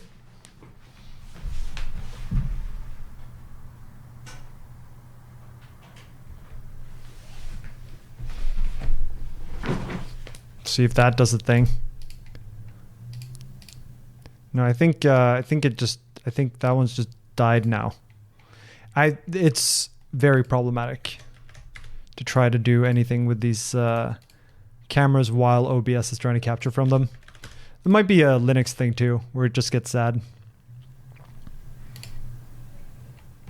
Well, all right. In that case, I think this is then a good place to stop, because otherwise I'm just not going to have video for the not have moving video on the main webcam screen, and now you'll just see my old one. I'll see if I can post a video that just shows the comparison between these more directly. You can see now, actually, now that I adjusted the saturation as well, so now they have the same contrast and saturation set. So if I make this similar kind of first. They're actually pretty similar in terms of the color definition. It's a little more color in the old one, but it is also a fair amount grainier. It's interesting. Yeah, the new one has the depth of field is a little different too. So the new camera is a prime lens. So in particular, it is, let's see if I can, yeah, so the new one is a prime 35 millimeter. And this one is a zoom 18 to 35, but with a slightly different crop factor. So I think like they're not too far apart, but the lower graininess and more importantly, the autofocus makes a huge difference. All right. I think that's where I'm going to stop for today. But looks like there are a bunch more questions, so maybe I'll do another Q&A in not too long next. But thank you all for coming out. I hope that was useful. And I will see you next time. So long, everyone. Bye.